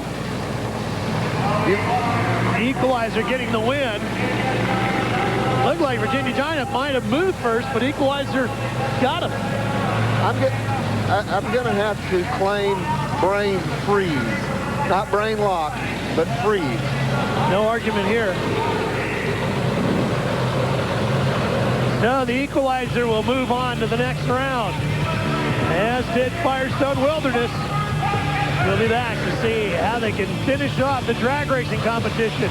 Welcome back to Des Moines, Iowa. Getting close to the conclusion of tonight's racing action here tonight. We've got to go to the brackets now for our side-by-side drag race to show you how it's going to set up for the finals. Executioner against Firestone Wilderness and Equalizer against Bigfoot. The winner will go on to the final event tonight. Well, this is going to be two very exciting races. Very exciting races. Executioner running as well tonight as we've seen him run in a long time. The truck, the horsepower's there, the blower works for it, the new fuel system, everything seems to be right for it. But this Wilderness truck is always on top of the game when they come to the line. They are staged and ready to race. Here we go. Firestone Wilderness, Mike? Firestone Wilderness. Oh, no, they're going to give it to Executioner. Executioner. Wow, well, from where we were sitting, no. Oh, yeah, there you can see it. Look at that. Not by much. That's not even a fender length, is it, Ralph? No. That's about a half a fender, and that cost in the finish. We are actually setting a little bit back from the finish line, which would give the angle the other direction, and that's what happened. But the Executioner really came on right at the finish line, and that's what did it. All right, now who will the Executioner meet in the final? Bigfoot or this truck, Equalizer? Well, David Morris has shown a lot tonight. I mean, really has. He's shown it in both parts of the racing. He showed that he's on top of the game. Eric's done a good job, but boy, it just hasn't been his kind of night. It hasn't been a problem with mechanicals or anything like that. He's just gone up against some awesome trucks all night long. We've got absolutely, Ralph, as good a truck as you'd ever want to see anywhere in America right here tonight in Des Moines. They haven't let us down at all as far as the quality of competition here tonight. You know what this has been, Ralph? Madness. Absolute madness. And a real credit to the crews working here tonight. I know what you and I and the rest of the TNN crew have been suffering through here tonight. to bring you folks this broadcast. And these crews have been doing the same thing, crawling all over these trucks, getting them prepared. Remember, all the transporters are parked outside the building. They've had to run back and forth throughout the night to get parts to keep these machines running as good as they can, making adjustments throughout the night. It's not been easy for anybody here tonight working this show. Temperature is so hard on these trucks because it takes all the little parts and makes them great big problems with the wind chill that we have inside, and it's crystallizing the metal, just making it fragile. Anytime you got cast metal, it becomes real. Well, that was a good race. That was good, and I think Bigfoot has got this one. Bigfoot has taken the win on that one. It looked like to me that the starting line is what Eric just flat covered on that race. He left hard. Watch the truck come up. Watch this truck carry the tires right there. And that's just what he did in the first round, too, Mike. He really carries those front wheels. That truck's transferring. Well, we've got one more to go. Motor Madness, and we're ready for a little madness right here. Executioner versus Bigfoot. Wouldn't say and don't know from my viewpoint. I'm not going to make that call. Executioner gets the win. Executioner puts away Bigfoot. Well, they said that the truck would either fly or it wouldn't run at all, and it has really made some good decisions in the gearing change and in the fuel system and the blower. What a great run by the Executioner. It was a good run. It was a good drag race, too. Both of the guys carrying the front ends all the way down. And that would be Mark Hall, driver of the Executioner, and some vindication after earlier tonight, the disappointment in the obstacle course. You had things changed on the truck tonight. They seemed to make the difference, but you didn't really know what they were. Tim didn't tell you, did he? No, I don't know. He said that the Consolidated Communications Executioner had some power, and him and the guys there at G&G Machine Shop, I don't know what they did back there. They was putting a super tune on it, so he said just go out and run it hard and see what we can do, and Lund Truck Accessories had us looking good out there, so this is great. It's good. How do you feel after earlier being so disappointed? Were you driving that much harder because of the disappointment? Yeah, we were real disappointed there at the start, and so we thought, well, we still got the straight line racing, so we'll try to make up for it there, and again, we knew we had some power, and we just, I don't know, things just kind of fell into place. Ralph and Mike, there's a new shoe in the drag racing in the monster trucks, and it's Mark Hall. And a good job he did tonight with the Executioner truck. Well, here's the way he did it in the final up against Bigfoot. That's going to take care of everything from here in the Veterans Memorial Auditorium in Des Moines. Let's head back to the studios in Charlotte, and Steve Evans and Katie Haas. And guys, we're headed to the hotel to get warm. Oh, you're going to watch one more monster truck race before you go get warm. That's right, buddy. With these size 15s, I have been called Bigfoot all my life. This will be a piece of cake. Yeah, we got our very own radio-controlled monster truck coming up next. Stay with us. Can I go now? This is it. Time trials begin. Driving barefoot, Miss Katie Haas of TNN. It's a little slow tonight. You're looking way too good except for that turn. Look out, coming over the cars. Coming over. Oh, that's legal. I hate it.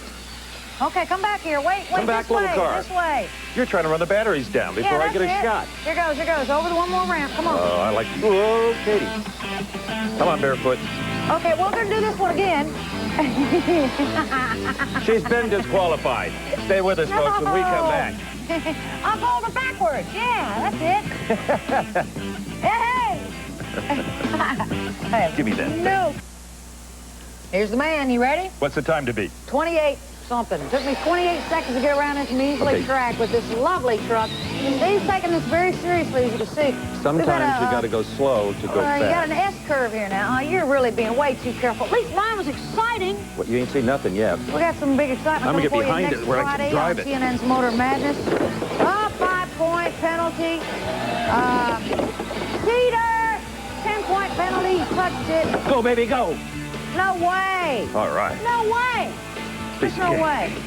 Next week, the Demolition Derbies from Winston-Salem are going to be a big time. As soon as we clean up this mess, we'll be there. Join us next week on Motor Madness. Now, you got to get at least 10 minutes. 10-second penalties there. Go to Winston-Salem. You'll enjoy the Demolition Derby. You touched the car. Is this a formal protest?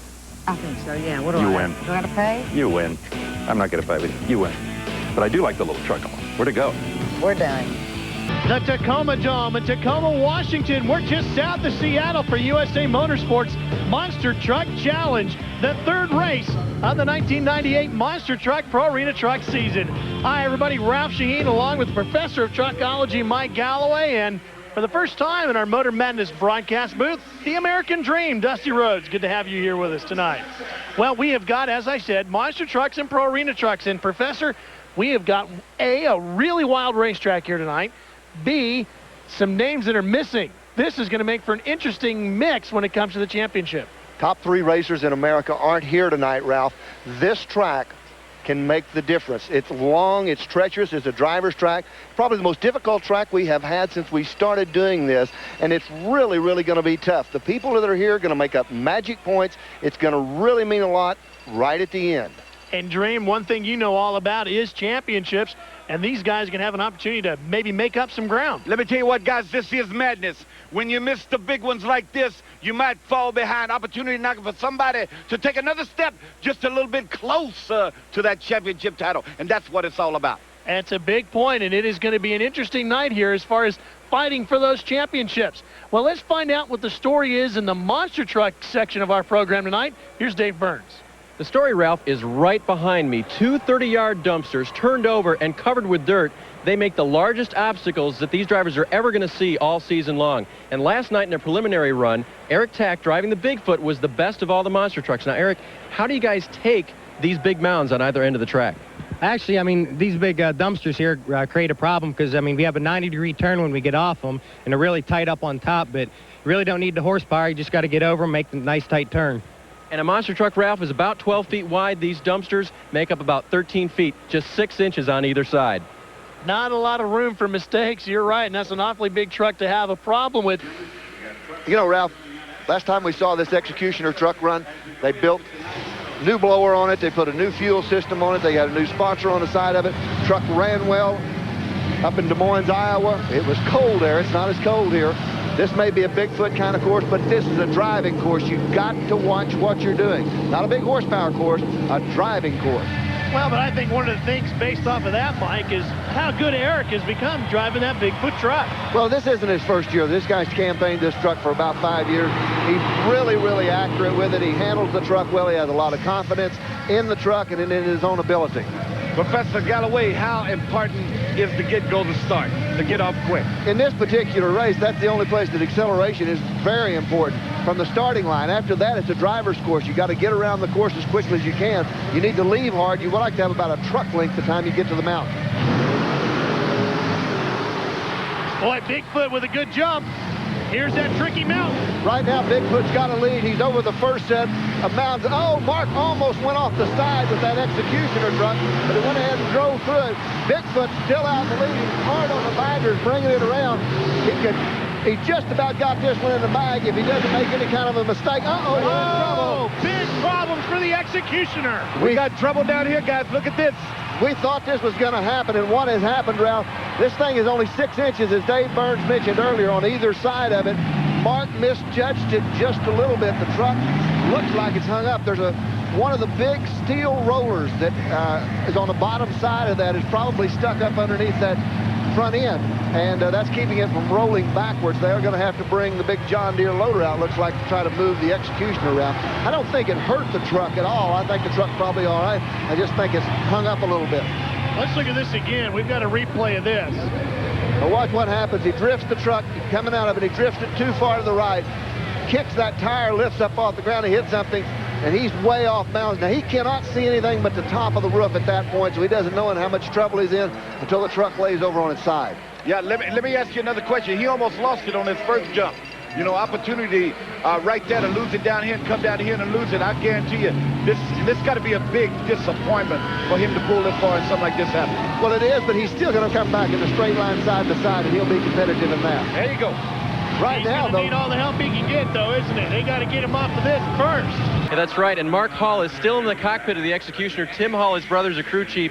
Have you been able to tell what the damage is on the truck from his lineup on the dumpsters there? Well, Dave, we're not sure. He said all of a sudden he doesn't have any power, so I don't know if we cut a battery cable or something on that thing or whatever it is, but we should be able to get it fixed. We got, unfortunately, now being out, but we got a long time before the straight line, and let's see if we can get her fixed. We'll be all right. Yeah, they took it off there pretty gentle, Ralph, so hopefully they'll be able to get this tough truck back out there.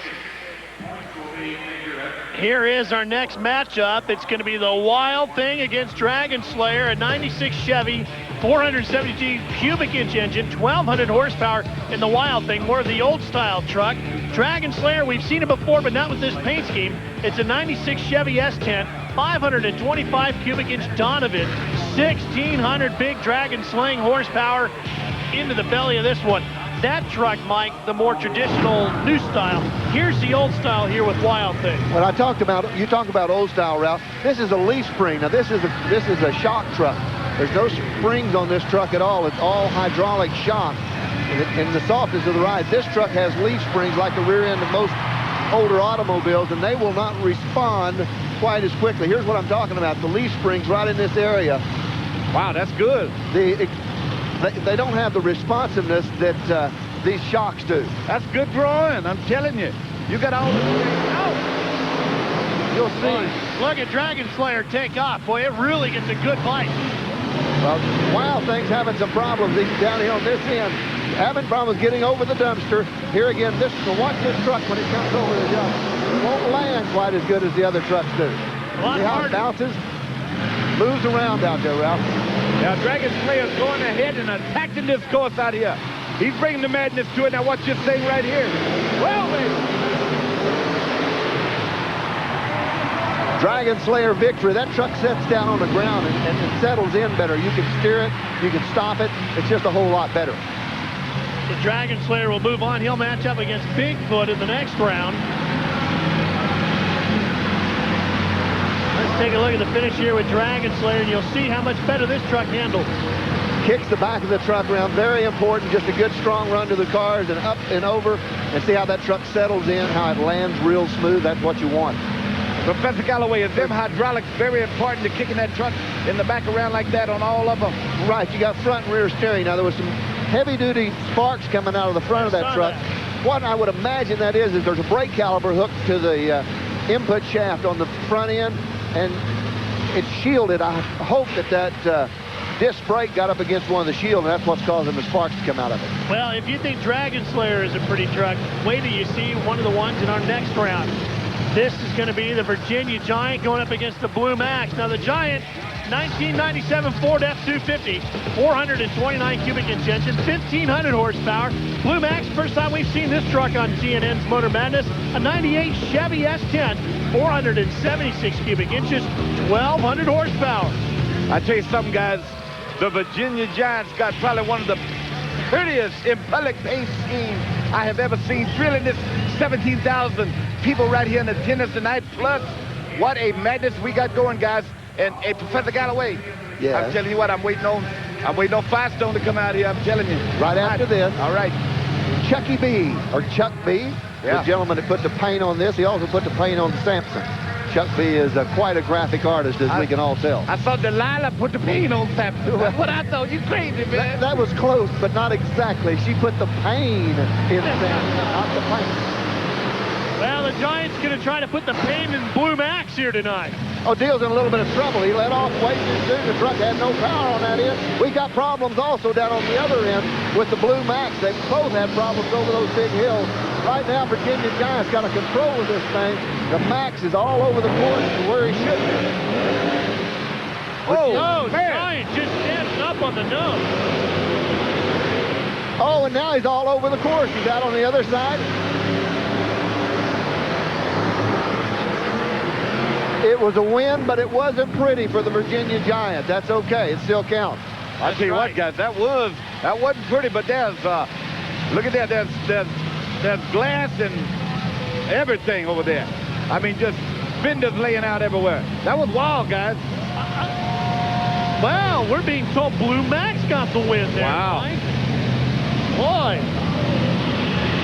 that's shocking. Well, Blue Max The Giant knocked the pole down. Remember, we said he stood it up on the nose, coming off the big mountain. The second one, when he did that, he knocked over one of the white poles. Now, the problem for the Blue Max, there you see him, is he's going to have to square off against either Firestone Wilderness or Sampson in this next round, and neither one of them is going to be easy. Here's where Giant knocks over the pole. Watch him standing up here. No, he can't see, and he gets the tires up off the ground. Then he stands it right on his nose, and there goes the pole, and it's gone. Here's the stats on him. Wilderness, a 97 Ford F-150, 572 cubic inches, 1,400 horsepower. Big Sampson, well, those biceps are a 96 Chevy, 560 cubic inch engine, 1,350 horsepower. Hemi. Hemi. That's what that means, Hemi. Yeah. Hemi. I hear you over here, Professor Galloway. Big motor. Yeah. Lots of horsepower. That is a big motor. Wow. John. Gotta love the biceps on this one, Dream. I'm telling you what, looking clean. Oh, I thought Firestone was a jumping the gun there. What happened there, Professor Galloway? Just kind of like a run up, run down, back through, get right. Just kind of a little burnout. Make sure the tires are going to settle in. Everything's going to work when he does mash the motor. These injected alcohol motors respond instantly to the throttle, and they're blower motors, so lots of horsepower on these. Let's see what happens. Patrick out in front just a little bit, but Patrick had problems on the curve last time I saw him run. Well, Firestone looks like he's out front here right now. Oh, he's struggling to get to the next set of cars, though. Firestone about a truck length in the lead, but he's still got a big mountain ahead of him. Oh, man. He's in good shape. Now he's out of shape a little bit. There you go. Firestone Wilderness is going to get the win, Dream. I like it. That's madness. I like that. And I'm not knocking the Sampson fans now, but that was smooth. I like that. Almost lost it a couple times, Professor Galloway. Well, I guarantee you Sampson will be back strong in the drag racing, the side-by-side portion. Look at this finish. Even as sideways as he was getting to the cars, Professor, he did a pretty good job of straightening it out to take the win. Bigfoot trucks handle so well. So Firestone Wilderness will come back up against Blue Max. Dragon Slayer and Bigfoot will square off as we work our way through the ladder. Bigfoot versus Dragon Slayer now, and Blue Max will go up against Firestone Wilderness.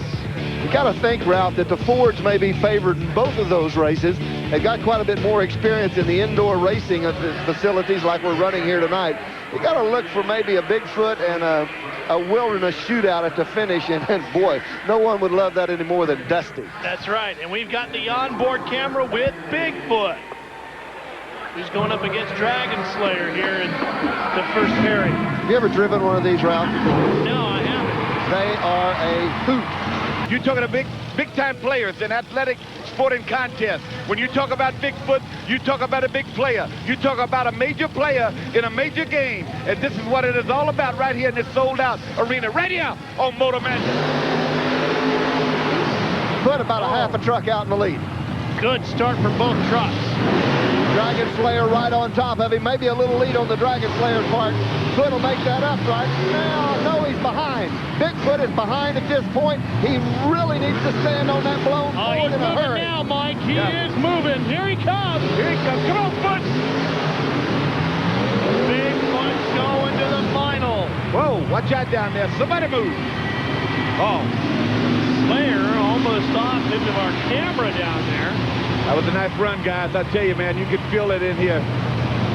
Now, you want to go on board? Yes. Climb Bigfoot over these mountains, Dreams? That sound good to you? Here we go. Go for a ride. Look at just the suspension work and how smooth it is. Now, he's on the brakes, off the brakes, just burping the throttle a little bit. Up over the ramp. Watch him wide open. Drops it out. Beautiful job. He is really working the truck for everything it's worth. He's doing a great job of it. Hold on, we're going up. That's great. Fantastic coverage from our TNN cameras. Love the suspension. All right, Dream, here you go. Yeah, I'm telling you, all shiny and new. I tell you what, Professor, you know, we walked around before the event tonight, and you really laid some knowledge on me like I haven't heard. I mean, I've been on football broadcasts and wrestling broadcasts and doing all kind of things, but let me tell you what, fans, Ralph and the professor knows what's going on here. Now, I'm just a fan here, rooting. Can I root for one or the other? Pick your favorite. Well, I'm going to say get him Firestone, because I want to see him go up against the Foot players, major players in this contest. Blue Max up against this truck, the Firestone Wilderness. There's the Blue Max to your right. Semifinals of the obstacle course. Winner meets Bigfoot in the final. Oh, I think Dusty would love the bulldozer, don't you, Ralph? Oh, that's my truck. Oh, that's I know. my truck. Yeah, I could get it around here, maybe. Firestone out with about another half truck lead. He's over the first hill in good style. Goes to the left, though. He's in trouble. Oh, man. Running around. You got to hurry. Still comes out in the lead. Yeah, he made it up right there. What a nice move. Blue Oh, Max. no. Firestone's in trouble. Can't believe this. He's got to go. He better hurry. It's going to be down to the finish line. Get up and over, baby. Madness. Wilderness. Well, Wilderness and the Madness. Whoa. Yeah. Firestone Wilderness in the middle of all of that with the best save of the season. Just about the time he should have been out of it. He's off to the side right there when he came off. The truck way out of shape. Now he has to come back around and line up for the cars. He does get on course, but watch what happens right here. This is where the guy gets in trouble. I don't know. The truck is sideways. It just loses all the power. I don't know whether it jumped out of gear or what. Rolls back down. Now he's in trouble. Look at the horsepower he's going to bring to the finish line. Big time move. Oh boy, what a matchup we got for the final here, the obstacle course. Bigfoot up against the Firestone Wilderness.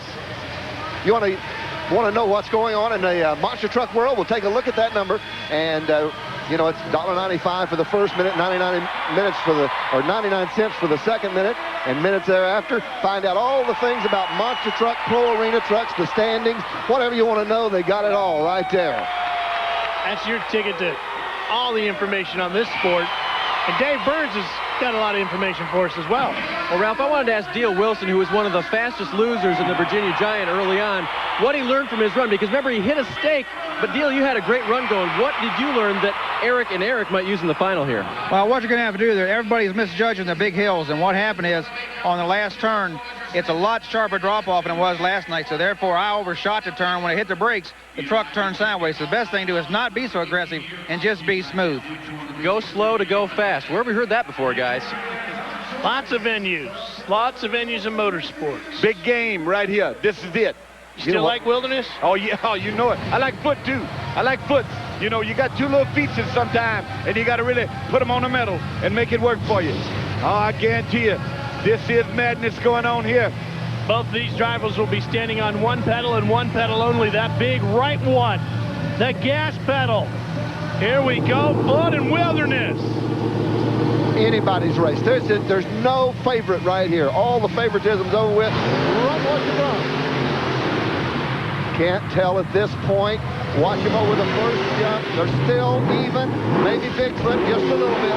Wilderness getting around the course as well. Both of them in trouble. Bigfoot maybe. Is he got, there goes the pole. Here he comes. Come on, Stone. Put your foot in it. Put your foot in it. Oh, man. I think that's going to go to Wilderness because of the pole, huh, Mike? Firestone Wilderness gets the win, Dream. Oh, nice call. I'm going to tell you what, Will, not so much a call, but, hey, you know what, Professor, I tell you, bottom line is watching him on both races. I'm talking about Firestone. He really got out of whack wide on two different occasions. But he was smart enough to be able to control the truck. What we've got here is madness in the Wilderness. Hey, I like it. Firestone Wilderness takes advantage of the mistakes of his teammates. Saves it at the finish line. Get old Pamela down there to talk to him. Where is she? Well, the monster trucks are far from done on this night. We've got to bring them back for our side-by-side drag racing with the monster trucks. That's still to come. But this dirt is actually a lot tackier than a lot of us thought it would be. It's real fine, but they play hockey here. The Tacoma Sabercats are here on a regular basis, and there's ice under here right now. And Dan Patrick and the Sampson swears that moisture has been coming up through this dirt ever since they put it down 3 days ago. It's really tacky down here, so they're going to get a great grip off the starting line. That's really interesting, Dave. And the other thing about this dirt, Mike, is it's very, very clean. It's sterile. It's now explain, yeah. Yeah, it's sterile dirt. You could eat that dirt. It's that clean. Yeah, well, you could eat dirt. Yeah. Well, what do you mean by that? This dirt, there's a lot of rain up here, a little snow. Yeah. It was all wet, and this was contaminated dirt just a few weeks ago. I'll be darned. They took it into a blacktop, and they heated it in the drum to 750 degrees. Wow. Which sterilized all the dirt, and they hauled the dirt in the back of the truck. Steam was coming off of it. It was still that hot when they laid it down out here. Now, we've heard of rodeo dirt, racing dirt, and now sterile dirt. I tell you what, guys, this is my kind of race right here. Who's the quickest off the line? Bigfoot on your left, Wild Thing on your right. I got to go with Foot, I think, boys. Wow. What a jump, Professor Mike. What a jump. Well, I don't think he left first. I think he got there first. Yeah, and I don't think I went too far out on a limb by taking that guess either. Watch Foot. Oh, yes. That's just the difference between that new style truck and the old style truck, Mike. Yes. Mash the motor. There's not a lot of foot action. Look out. We're going for the biggest ride of a lifetime. That's the difference between the Leaf Springs and Wild Thing. He's not going to get as good of a launch to get over the cars at a lower altitude to get to the winning line first. Will not transfer the weight as well with the Leaf Springs truck as it does the shocks truck, gas shock truck. Professor Mike, answer me this question. You being a lulologist of great esteem and extermination, which I really feel is right. That's a roadism. That means he's the man out here. Okay. Will the lane make a difference after what's been going on tonight? No. Any at all? Because you know what? That dirt is refined. You know what I mean? It's all the same. It's fine. I learned that. See there? Sterile dirt. Oh, look who I got here. Look who we got. We've got the Virginia Giant moving into place to match up against Dream's favorite, the Firestone Wilderness. That big, beautiful red truck on the left side of your screen. There he is. Two big, bad, blown Fords. The chassis in these trucks are the same, too, aren't they? Doesn't Dan Patrick build? I know he built the chassis in Giant right there. Didn't he do Wilderness as well? He has built a lot of the Bigfoot trucks, maybe not this particular one, but the designs are so similar that the rear suspension is a little different on the Virginia Giant than it is on the Wilderness truck. Yeah, and I tell you what, guys, too, when you're a layman like my mama watching at home right now, and where I grew up, this looked like when you were having like a fat man race, the way they lined up as big as they are, this is like an old Texas fat boy race right here. Line up and gonna run 50 yards and then pass out. That's madness. Oh, Firestone, my man, waved at me.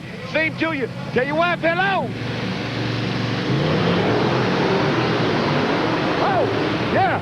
Boy, Dream, I think I see old Foot in the end. I see old Foot. Well, Firestone Wilderness wins again. Write it down. Professor Mike, you told me. See, he done gave me all these clues before. Can I do this? Can I do this? Yeah, man. Can I do this? Okay. Firestone jumps out, gets up all them dead cars, and wins this thing. Firestone Wilderness and really that's dominated this one. Oh, look at this from the front. Crank it up. A lot of air there. Yeah, man. I like it. Okay, thank you, guys. That's my one slow-mo for the night because my man was in it. Well, he's going to go up against Bigfoot in the semis, Dave. You know he is. Yeah, it's going to be a great race. And one of the concerns they had here, Ralph, and they're very concerned about their steering, is that far end dumpster area where they took the jumps in the obstacle course. That's still sitting out there. And if they get off kilter toward the inside in any way, they're going to run into that. So they're watching their steering very carefully, even though this is a big, wide open dome. And, Mike, that has a lot to do with how you launch off of those cars, because once you're in midair, ain't nothing you can do about it but ride it out. The steering wheel doesn't do a lot of good at 50 feet in the air. I mean, you just got to hope that when you land, you can stop the truck. And the brakes on these trucks are on the drive line, so they actually shut all four tires, the drive shaft, and the transfer case down at one time. So you've got to be lined up properly, which is why Executioner is taking his time here. If you're not lined up when you launch, you're in big trouble when you land. Yeah, like he said, 50 feet in the air, there's one thing you can do, and that's reach down and grab a hold of that big old hind end, sit on that seat and hold over dear life, boys, because I'm telling you, there's a lot of air there. These are heavy trucks. 11,000 pounds. 11,000 pounds. You ever wrestled anybody that weighed 11,000 pounds? No, I have not, and I would not want to see that man alive today. Executioner, that's 11,000 pounds. Wow. And in the other lane, another 11,000 pounder. Blue Max. It's going to be a good race. It's going to be a real good race. Two blown Chevrolets. Both of them sit in the back. Both of them are going to be quick. Not a problem for the Executioner. And a lot of stuff spewing out of the back of the Blue Max. Just a little heat built in the motor and some excess water coming out the back. Here it is again. Let's watch this one. Launch is hard, but check this out. He's on his way. He keeps the truck low to the ground, but the lead was good on it. Watch him when he shuts this truck down. Brings it to a sliding halt right on the finish line area. Dave Burns? Hey guys, recall that in the obstacle course, Mark Hall and the Executioner got hung up and they could not get him started again. Well, the problem they had is the rear steering actually shorted out part of the electrical system. They replaced one of the two batteries on the rear end of the Executioner and everything was fine. And by judging from that, I'd say so.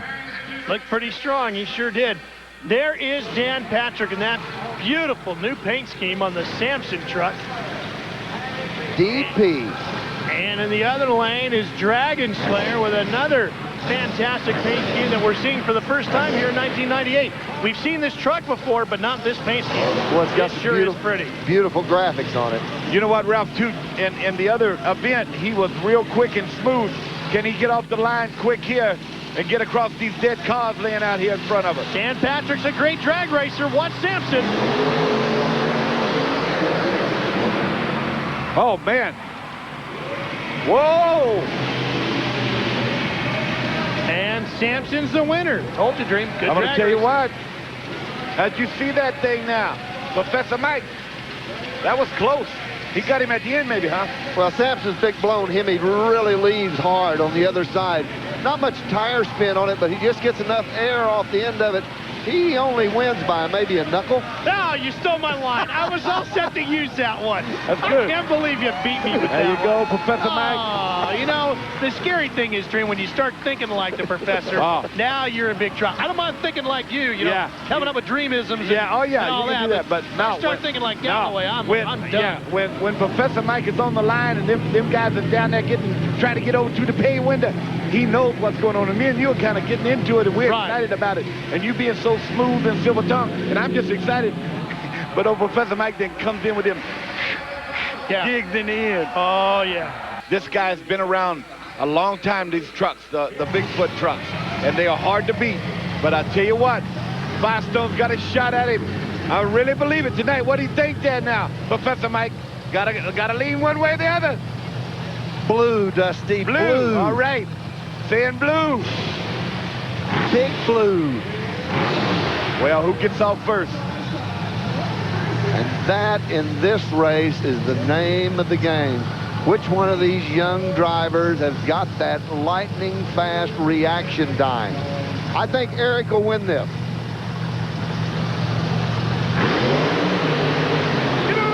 Oh, man.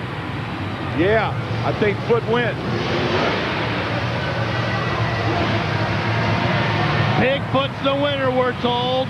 Well, I'll tell you what, that's all right. He'll come right around. Watch the finish. Very, very close. Not by much. Half a foot. Watch him leave. Good reaction time. Truck settles in the back well, and it's nothing but horsepower, and hang on. Yeah, right into your living room on Motor Madness. Yeah, suspension cam. Watch these retainers right here when they drop out. That's when you know it's airborne. Now it's about ready to land. Wow. What a call, man. I'm telling you. He knows it all. The professor is the man of trucknologist. I guarantee you. The main man about trucknologist. Sampson on the right with the big bulging biceps, set to go up against Executioner, the white and red truck on your left. Here's Dan Patrick. Resetting the ignition. Mr. Hall putting on his neck brace. And it's time. Yeah, this is going to be a good one. I like Sampson in this one. Dan Patrick is a good drag racer. Well, opportunity knocking on his door right here. Hall's no pushover, though. No, he's been running well the last couple of weeks. Let's just wait and see. Sampson got up too high. I think Hall got him. We'll have to wait on official word. If he got him by the hair of his chin right at the end. We're going to wait. Just waiting for the word from the USA officials. They'll radio down to us. Let's take a look at it while the USA officials decide. Yeah, you decide at home. Go ahead. Play USA official right now. They leave almost identical in... Go ahead. What do you think? Chevrolet.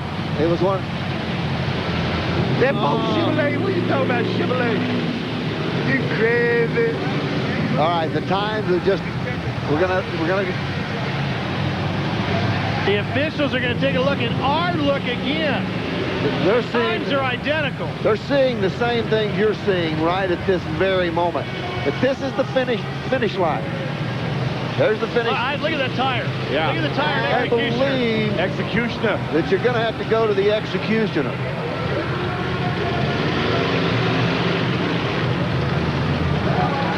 They gave it to Executioner. Dan Patrick thought he had won. He was staging for the final. Wow. Great shot, camera guys. I'm telling you. Good job. Wow. The TNN cameraman saved the day for the Executioner. Just when he was about to go under the blade and get executed out of the final. You like that, don't you, Dream? I was going to say it. He's coming back, Dream. That's a beautiful look at this downtown area of Tacoma, Washington. Just south of Seattle. I'm impressed. Yeah, what a great group of Motor Madness fans right here in Tacoma, Washington. What a great event this is. And I know who you're taking. Oh, yeah. They packed this place solid. Some 18,000 people jammed into the Tacoma Dome. Now they're going to get to watch this final between Bigfoot and Executioner. Dusty, I'm going to be polite. You can have first choice. You know, pick one out that you like. Well, since my man is laid over to the side, I'm going to go with the underdog, the Executioner. That's what I'm going to go that route. I like him. I like Foots. Foots is my man, too. Foots is my man, but I'm going to go with the Executioner. I wouldn't call him an underdog. He just dusted off Sampson. Well, I know that, but I mean, if you're looking at the at the deal, you know, cut his hair. One thing about the Executioner truck is you never know what you're going to get. It ran well since they made changes. Oh boy, I don't even want to guess on that one. I think we'll go to the videotape. Oh, more than once, I got to believe. I'm going to tell you what, guys. 2 in a row. It's more than a heart can stand. We're going to look at this one a couple of times, I guarantee you. Just going to goes to show you how close these trucks actually are on the same type of track. Okay, good air. Here's the finish. Foot. It is. Foot's got that one. Yeah, I mean, again by the hand. Let's take a look at this ride, and it won't last very long. Look up in the ceiling as the truck flies through the air and lands on the other end. Eric doing a great job handling the big blue truck tonight. There he is. That young man is quite a talent. He is really bringing Bigfoot around and into the winner's circle on numerous occasions here with TNN's Motor Madness. Eric has really got this Bigfoot truck working, Dave. Obviously, the start is everything, but you've been pumped up all night long. Tell us about that last race. I knew Mark Hall and the Executioner and the Hall boys were going to run us hard, but we had to put this forward in winter start, go up here on the King of the Hill, and we're just having a blast here. I mean, I got to thank everybody back at the shop. You guys put this truck together for us. Thanks to Ford, Firestone, BDS, Lawson, Mac Tools. Appreciate everything, guys. Now, Eric, did you know that USA Motorsports had brought back instant replay for 1998? Yeah, I heard about it, but this is the first show that I actually knew that they were going to use it, and a couple times it came out pretty good, so. Came out great for Eric. Eric Tack, that is. He's the winner tonight in the Bigfoot. It really made the difference for him tonight. It sure did. And the King of the Hill here tonight in Tacoma is Bigfoot. Oh, yes, sir. Watch this. This is how close it was at the finals of the side-by-side drags with the monster trucks in Tacoma, Washington. The Northwest rumbled under the foot of Bigfoot. We're not done. Stay with us. He might story to you on the horsepower just a little bit. I mean, you think? Just a touch. Well, I'm going to tell you what, we're getting ready to open it up right here on Madness. The wilderness is waiting in the wings. This is going to be a good one right here. Fast track, baby. You just got a good look at 1,500 horsepower living inside of the Giant as we go on board with him. Big, bad, and blown forward in the Giant. Sampson, it should be a good race.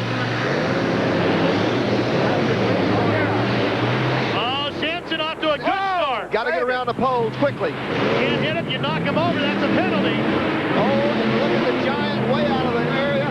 Now over the whoops on this side. He's coming back on him. It's all Sampson in that one. Big win. And look at that suspension work. That's 10,000 plus pounds going up and down on the pavement here. He really looked good tonight, I'm telling you. Come back with a lot of force and power. Really was a cranking out there tonight. Dan Patrick, you the man. You the man. Where we are sitting is right next to Dan Patrick's pit stall.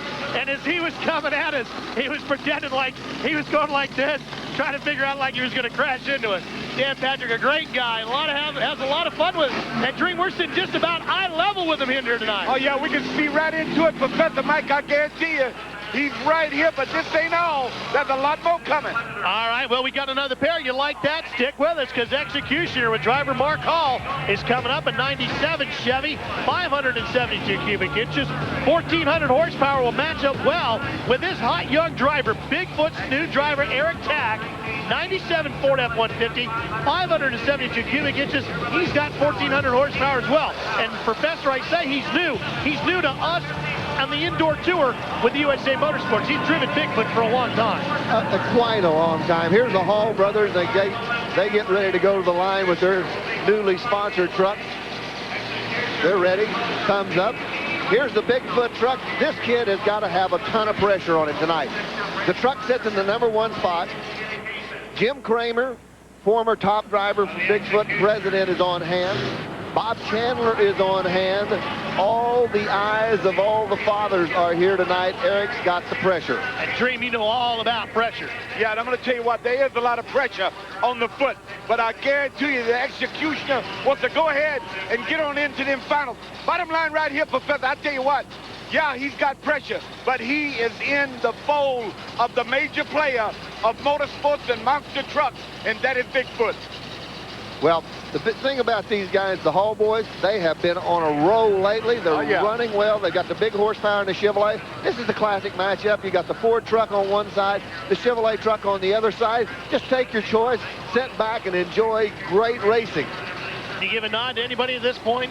I'd have to give the nod possibly to the Bigfoot truck for the automatic transmission, and you need that on the other end when you try to make the poles and come back through the whoops. First time we've seen monster trucks on whoops, and it's going to be tough on them. Yeah, it's really tight when they get turned down there. As you know, Professor Mike, it is really hard to get it around and head it through the whoops.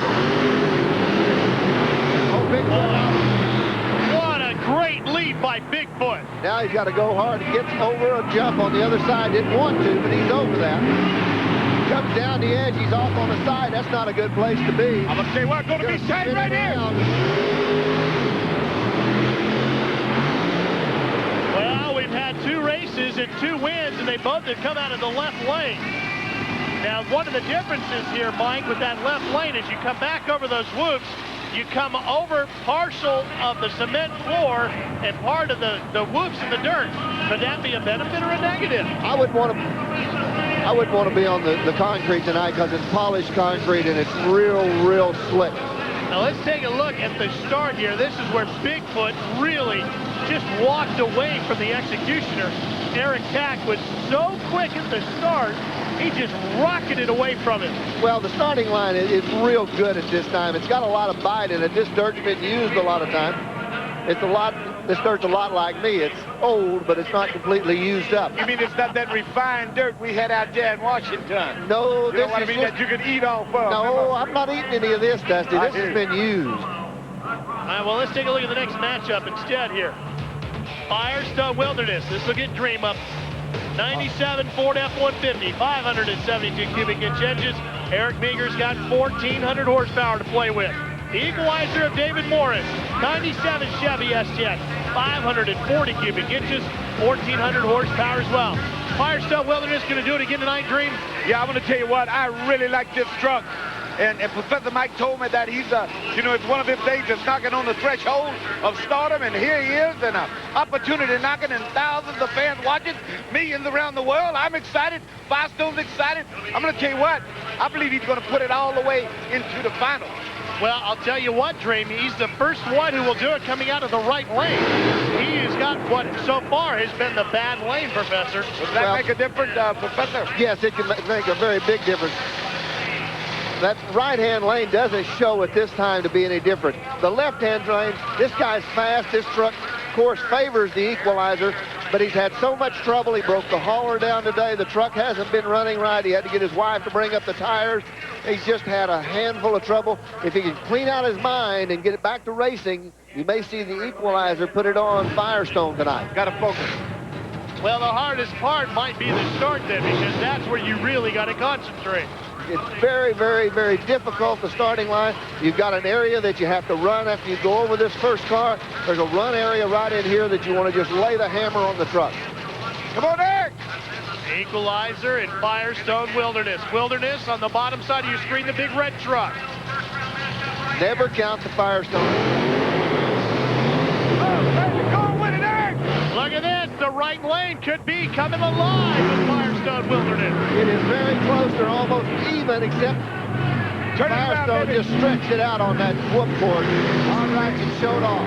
Yeah. I like it. The man did well, Dusty. Who did? Crack whip. Oh, he did With well. the Wilderness. I guarantee that was good. That is the first one to win out of that right lane.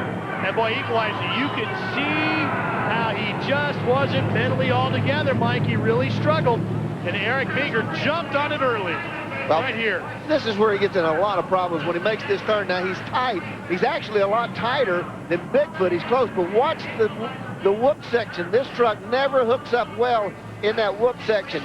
It's just completely out of balance. The truck never does settle down and do what it should. Meanwhile, Bigfoot has, stretched 5 truck lengths, going for the win right there. Oh, nice shot. Firestone Wilderness. One of the many moving on to the next round of monster trucks on the obstacle course. That's right, Ralph. I got Eric Meager here. Eric, great running the Firestone Wilderness. Thank you. The track out there today is really tricky. We got a lot of traction. We have some really tight turns, and the competition's getting a little stiffer with each round, so anything's possible. So we're going to see if we can take us Firestone Wilderness and see if we can sneak it into the final round. Thanks. Now, will lane choice make any difference tonight? First 2 runs, left lane one, you won in the right lane. Actually, I was kind of leery going into the right lane because both winds had come out of the left. Actually, I felt so comfortable in the right lane, I'd like to stay there all night. I think it has a little bit of an advantage. Well, that'll be interesting to see how that lane choice plays out. I thought the left was going to be the way to go. He kind of liked it. Well, the bike could change before it's all over with, too. Well, we'll find out. This is a big game right here, brother. This is a big play going on right here. The big biceps on the bottom of the screen, of course, belong to this truck, Stimson. There's the Hemi. And Patrick going up against Bigfoot. Now, we've only seen one truck win out of that right lane where Sampson's at. That was Wilderness. Exactly. Bigfoot won already out of the same lane he's in. Both of these trucks Our state-of-the-art monster truck. And this is close. They're tied at this point. Who's going to get around the turn? The turns are going to make the difference here. Patrick's around well. Bigfoot's out front, but he's away over to the side. It's not over with. But going to go to the finish line side by side. Bigfoot wins. Bigfoot puts Sampson away. Look at Sampson's got body damage. Man. Looks like he lost a calf muscle. Yeah, the foot went to hunt, brother. That dog a hunt right there. Wow. Now watch the turns. They're the key. Tight turns on both of them. But Bigfoot's in trouble over on this side. He's not getting any traction. He's working some whoops, trying to keep one on the side. But right here's where he wins it. He makes the turn so close. And he's a truck out in the lead of Sampson at that time, and you're just not going to catch him. Boy, putting away Dan Patrick is tough duty. Yeah, what power. Anywhere you can beat Sampson, it's tough. Man, that was, I want to tell you what, that was breathtaking. Dan Patrick working inside of Sampson right now. He's going to bring it back to the pit area. He's got some body work to do. Don't forget, we've got side-by-side drag racing as well tonight. He'll be all right. It won't take much to fix him.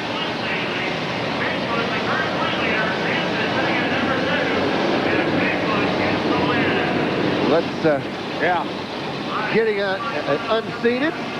There's one of our famous fans. All right, we're getting ready to light him up now, boys. Well, if you thought Bigfoot was good, Wilderness going right back to the same lane that he won out of before. But this is the lane Patrick just lost in. I really don't think the lanes at this particular time have an advantage or a disadvantage. I see traction on both lanes. I see good bite off both of them. I personally would like to be in the right-hand lane because in the left-hand lane, there is a jump down there on that side. Yeah, there's only one, as we've said, though. Firestone is the only one out of 4 guys that went out of that lane that brought home a victory right there. Oh, yeah. Talk to him, baby. Talk to him. Executioner was the fast loser. So that's how he comes back out. Now he gets the fast lane. That could be a big break for him. And I'll tell you what else could be great. What if Wilderness wins this? He likes that other lane. Foot would get the lane that he likes. They both would be happy. Oh boy, what a battle we could have in the finals of the obstacle course. I love for people to be happy, especially monster truck drivers. There's no excuses for losing when you're happy. That's right. When you get each lane that you like, you go to the line, heads up. This is fun. There is a great crowd here. Oh, man, I'm going to tell you what. Great crowd. Unbelievable. It's a good crowd all the way up into the rafters here tonight. Join the action. All right. Rattling your teeth. Somebody pick a favorite. Boy, this will make your feelings shake, won't it? 2 blown alcohol motors. Oh, yeah. They're close. The Firestone just covers him up in that flat area before the car. Boy, he just picked up the left front all the way around that turn. Look at this kid. He knows how to handle the truck, and he's showing off. Oh, yeah, go with it, go with it, go with it. Yes, sir. All right, get to that pay window, baby. Come on. One step closer. Man. Eric is from this part, and he's got a lot of family here. He's going to show a win if there's any way possible. I'll tell you what, Wilderness and Bigfoot are going to go up against each other.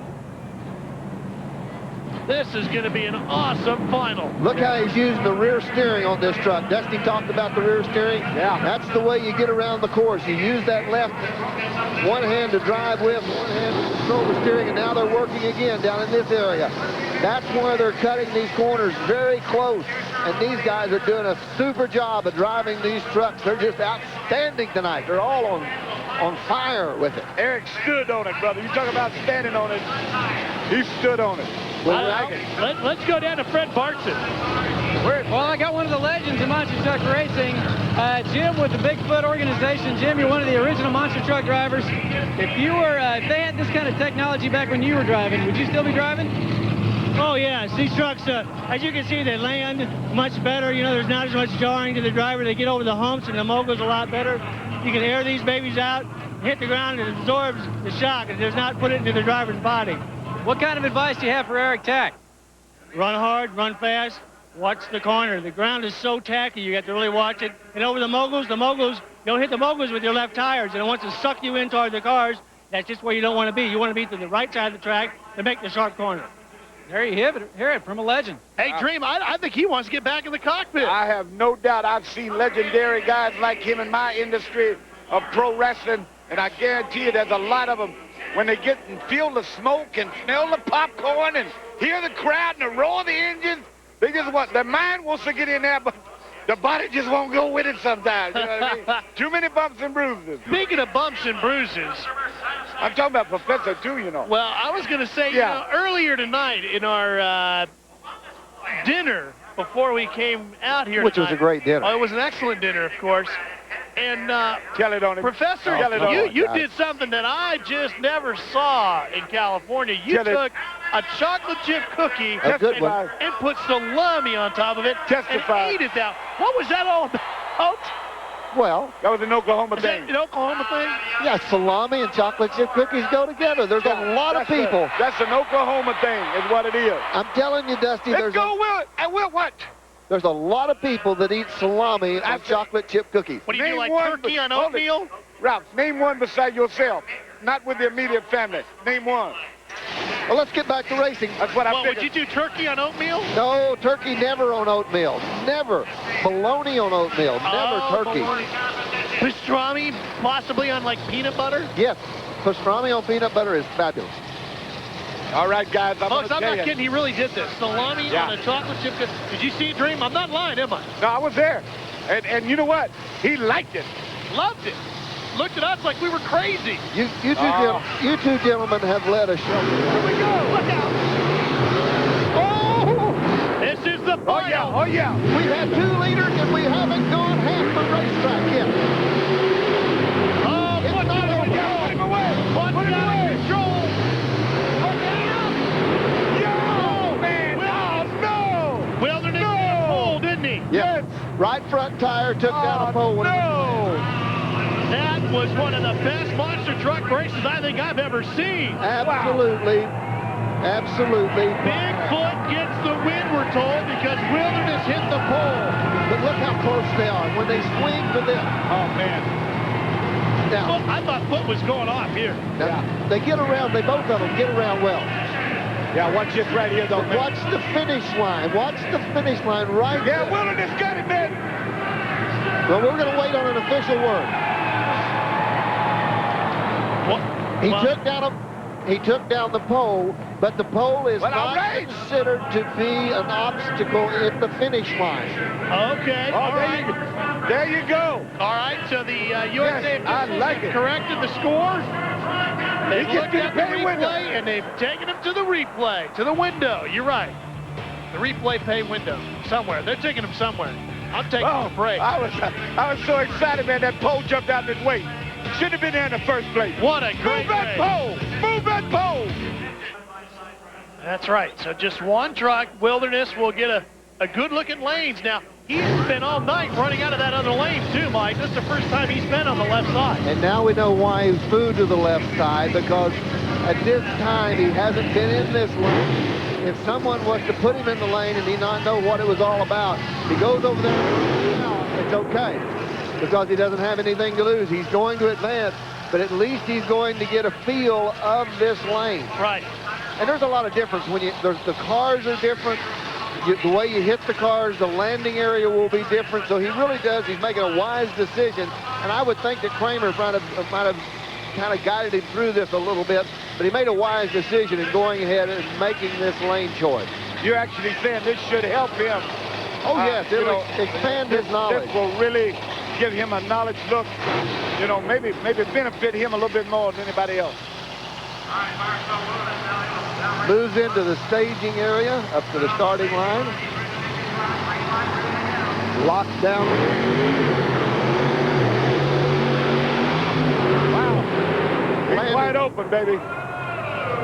Oh, he had a hard time bringing it to a stop. Yeah, he went wide open right there. The man wants lane choice, there's no doubt in my mind. Let's watch this run again. He's been so good on this launch. Just look at the shocks extend. Dropped all the way out on the... When you see these little nylon straps extend fully. Pull ahead up. Now our first pair. We'll get Equalizer, the Virginia Giant, and we've got an onboard with the Giant.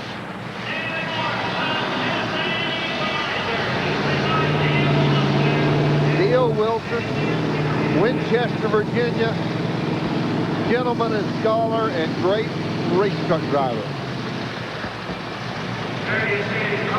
This is going to be a good matchup right here. You know, these things look just like they're giant, big behemoths with a lot of horsepower. There's an amazing amount of technology built into these trucks. Absolutely unbelievable, and they are wrenching these trucks between each and every round. They're tweaking them, they're working on the shocks, they're adding to them, taking out, making the clutch come on quicker, letting the clutch out of them earlier. Work on them constantly, almost like a top fueler, except we're not bringing the motors down. The shifting mechanisms that these guys are using, very similar to what you'd find in an NHRA pro stock legal car. Exactly. Air shift on a lot of them. This truck's running a clutch. That would be Giant. Giant is running a clutch. Equalizer runs an automatic transmission. Well, they just about staged up. They're getting ready to lay it down. There you go. There you go, Professor Mike. That's probably the most high-tech part of the whole thing right there, the suspension. The travel and the shocks, they're getting 12, 14 inches of travel out of these trucks. And these pieces that you're looking at aren't lightweight. They are heavy-duty pieces. That's why you need 14, 15, or more thousand horsepower to pull it over. 1,400, I should say. I like that 14,000. I'm following your lead. Yeah. Here we go. Speaking of lead, who gets off quickest? Right here. Well, Equalizer's always been a good drag racer. He will.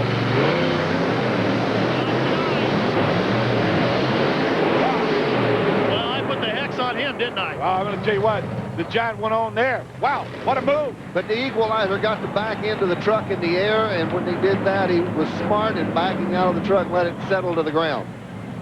Equalizer was asleep at the lights. Took a nap. Yeah, Giant went on with it. See there, got a good jump. Watch the back of the truck come up. Yeah, once he got a pogoing like that, he was done, wasn't he? Now watch this. All right, they compress over his first set of cars, run to the second set. Now watch the bottom drop out. Beautiful. Yeah. What a shot that was. What an incredible shot. Yeah. Unreal. Neil Wilson advancing. It's like the bottom end of the truck is just dangling from the frame. It just falls out right there. Beautiful paint scheme on the Virginia Giant. The transporter looks the same. Really got to open some eyes as it goes down the highway. Class A all the way. Well, Dan Patrick is fired up Samson next door to us. He's got the biceps bulging and he's ready to go. And he's got a tough competitor coming out. He's got to go up against Foot.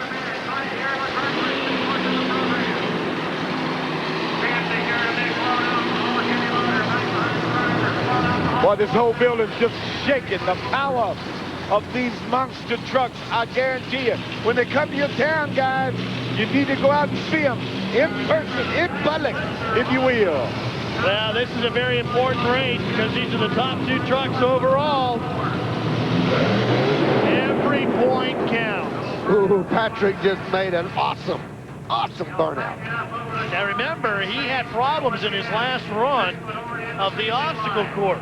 He had to do some quick repairs to the Simpson truck. Then a sway bar, is that what you told me earlier, Ralph? Yep. Shouldn't make any difference in this race. He had a body panel come loose as well on the right side. I saw him with a 24-inch crescent, though, putting that back on. There is the gas shock. Yeah, you'll hear that they both shut their engines off, and there's reasons for that, Mike. RII, remote ignition interrupter. If something was to happen on these trucks, there's someone watching the trucks run with this RII, and they would be able to kill the engine on the truck to stop any kind of unforeseen accident. All right, guys, we're getting ready for it now. Button it down right here. Hold on to your seats, guys. Patrick's got his wife and his daughters here tonight. The whole family's on hand.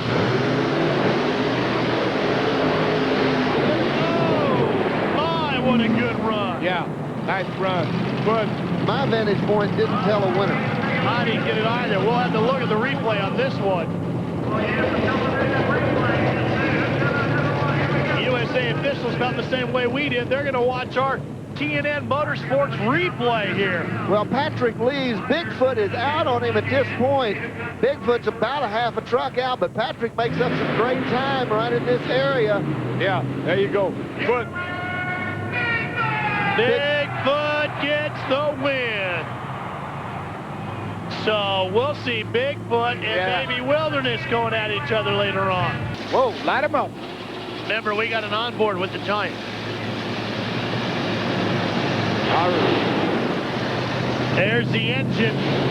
1,500 horsepower, living on alcohol, spinning right there behind. That is a shotgun Hemi Ford. It is an original cast iron Ford block, one of the few left. Suspension kit. Oh, and Giant broke. The Giant broke. Yeah. Well, not that he broke, but Wilderness, I was watching him, made a great run. Great run. Do not know what happened. I wasn't watching the other side, and I was too. Oh, it was quick, too. I very well it may have broken an axle because all the power went to one wheel, looked like. Huh? Yeah, all the power went to one wheel. See how the truck just stands up and goes left? Yeah, moved over left real heavy. That's a pretty good sign of a broken axle. Let's see if we can see a break.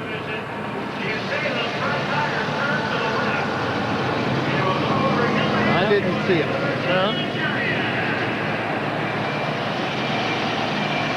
And there is our winner, Firestone Wilderness. Go with it, baby. Go with it, Firestone. But he's got to go up against the winner of the battle between Sampson and Bigfoot. Big time matchup now. Wilderness taking a little break here now. Needs to get his face, get hit with a powder puff, get himself ready in case he gets to the pay winner, the victory circle. What a matchup this is going to be right here. I'll tell you what I've enjoyed all night here tonight is having our home base sitting right next to the monster truck pits. Every time they fire those alcohol motors up, oh man, I just love that. But right here to our right, you can see they've already moved out Sampson, but they've been sitting right here. Firestone Wilderness just, what, with 10 yards maybe, max? Oh, yeah, at least. 5 yards over to Sampson when he's been here. That's been wonderful. You know, this is just a little bit more than a monster truck race. Yeah, oh yeah, I know, I understand that. That's some heavy points and heavy money involved in this thing. These guys are just real serious. Bigfoot's got Bob Chandler here tonight, the originator of Bigfoot. Jim Kramer, one of the drivers and head officials in the company. And this is just a little bit more. The pressure's on the drivers. They want to do good. The boss is here. Both the bosses are here. They want to be on top of the situation. They want to show their ability. Patrick got all his family here too, doesn't he? And he wants to show them the way home.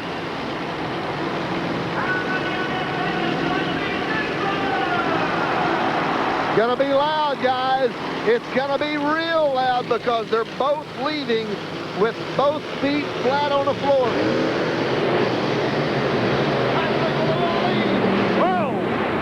Boy, Dad Patrick gave him everything he had. Whoa. He left on him at the starting line. If Bigfoot won it, he did it in the air. He actually flew past him in the air. Well, the USA Motorsports officials have already called our TNN truck. They want to look at our replay. Here you go. They couldn't tell. Patrick is out on him. Watch Patrick get out of this area quicker. Now, he's still got the lead. He bounced the front end, and I think that made the difference, Mike. Yeah. Dan bounced that front end, and I think that made the difference when it came down. I agree, Ralph. It didn't settle down and run like it should. Boy, that was great. Have we not seen the best racing we've had?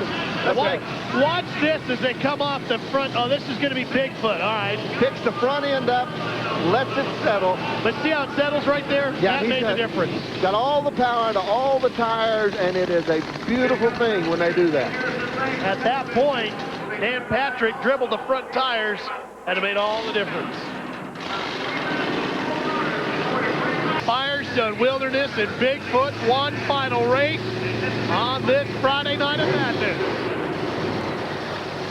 For all the marbles. Oh, yeah. Chandler has to be happy. He owns both of them. They're both out of the Bigfoot stable. Wilderness has got the lane he didn't like before. Maybe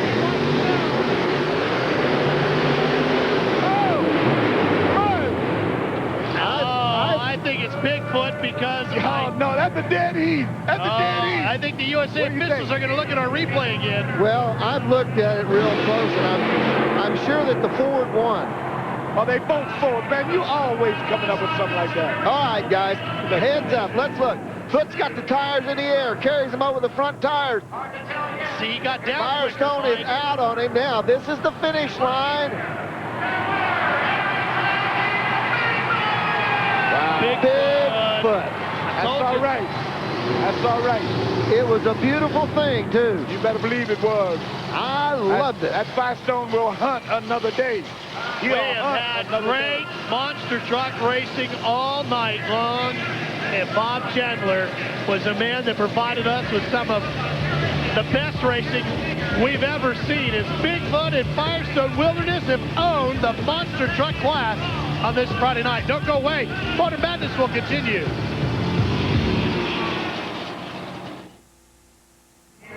Well, this crowd has enjoyed some great monster truck racing. Let's go down and meet two of the men behind this powerful Bigfoot team with Fred.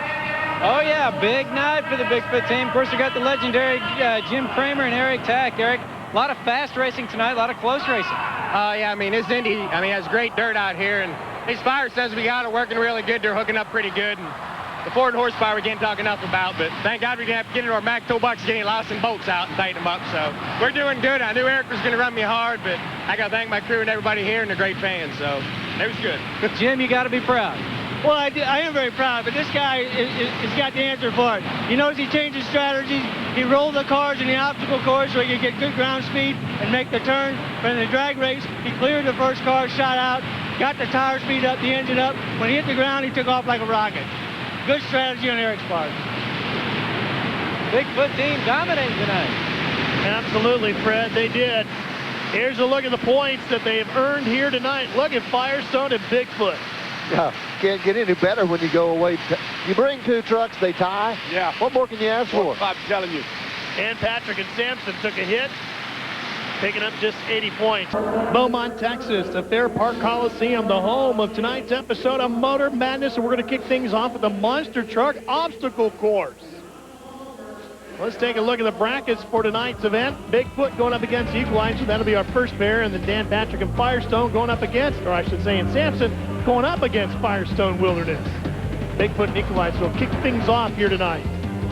Both of those are going to be great races. We got good trucks here tonight, Ralph. They're outstanding. They got good quality. Equalizer really does good on these short turning courses. Let's take a look at it. It's kind of a chase course. What happens? This truck will leave from this side around. This truck leaves here, comes around. Now, Equalizer will go over this set of cars, Bigfoot over this set of cars, then they'll finish up right here. Bigfoot finishes on the cars he starts on, as well as Equalizer right there, and that's the way it runs. It's kind of a circle, and it's a chase course. Let's take a look at some of the stats of these two big trucks. Eric Tack driving Bigfoot, of course, a 97 Ford F-150, 572 cubic inches of engine, 1,400 horsepower inside of foot.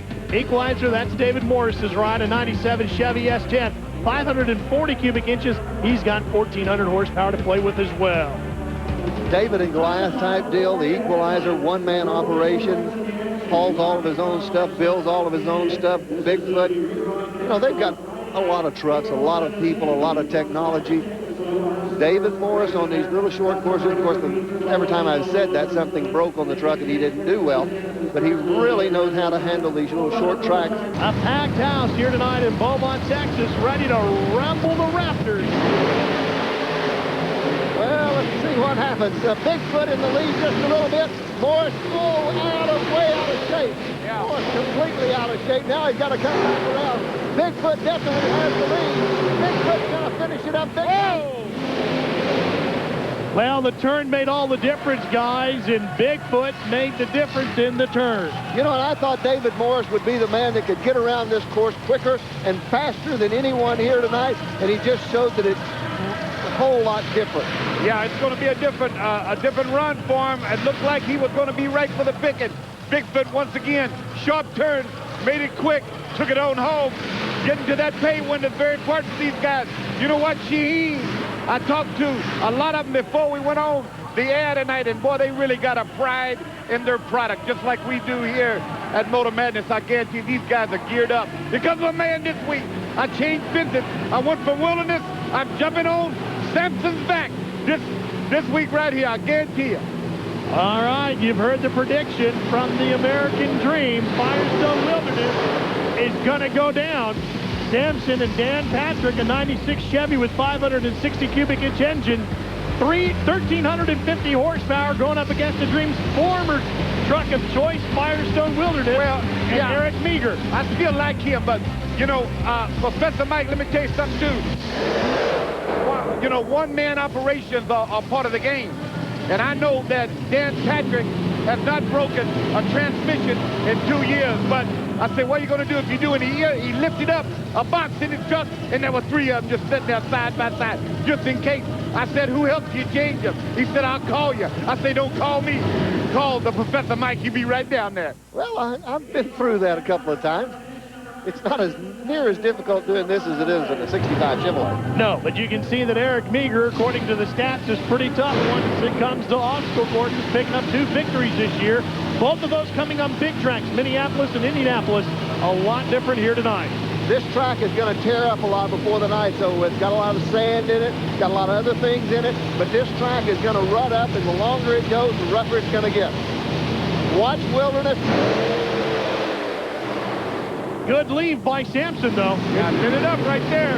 Dead even at this point. Still dead even. Yeah, here you come. Maybe a little bit to Wilderness.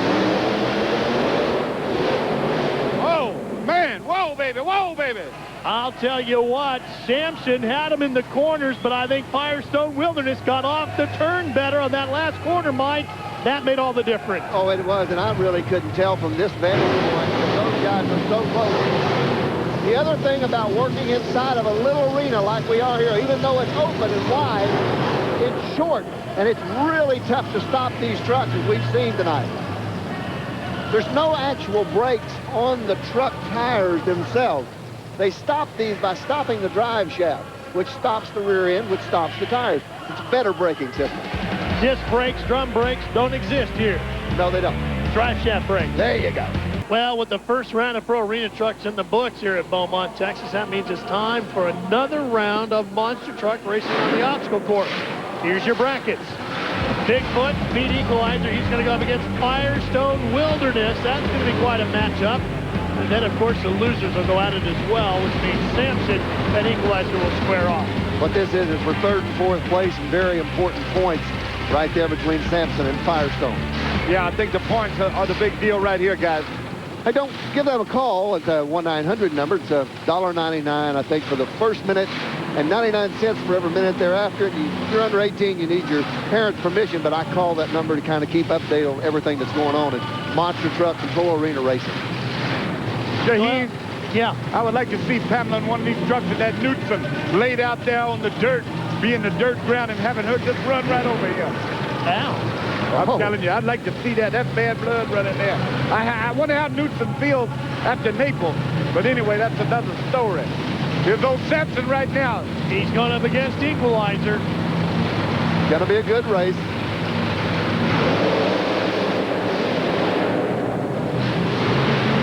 Sampson a little bit of a lead. Oh, Patrick's got it handled. Patrick is the man at this point.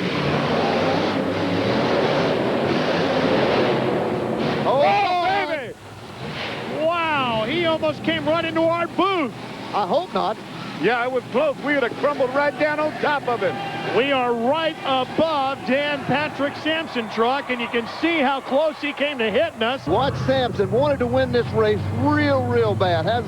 Really has a good time racing this equalizer, and he does it. And then he's got the front end in the air, and he can't stop it with the front tires. Good racing and good driving for Sampson. Oh boy, Dan Patrick, great on the turn, struggled a little with the brakes though. If we get knocked off of this, I want to land on top of Dusty. Yeah, well, I'll be bailing out. You better hurry. Now Bigfoot and Firestone Wilderness gonna go at it. Sister trucks. Well, that old Firestone Wilderness been doing really well lately, I guarantee you.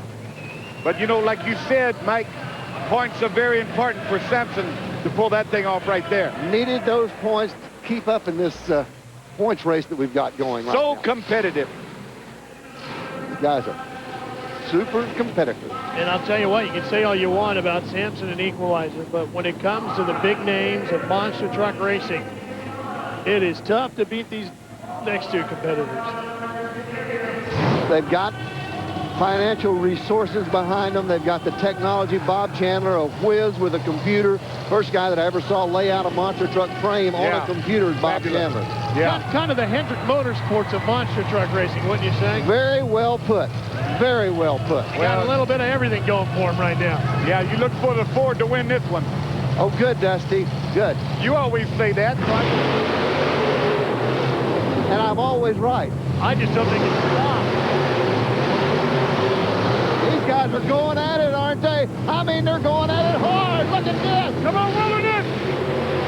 Uh-oh.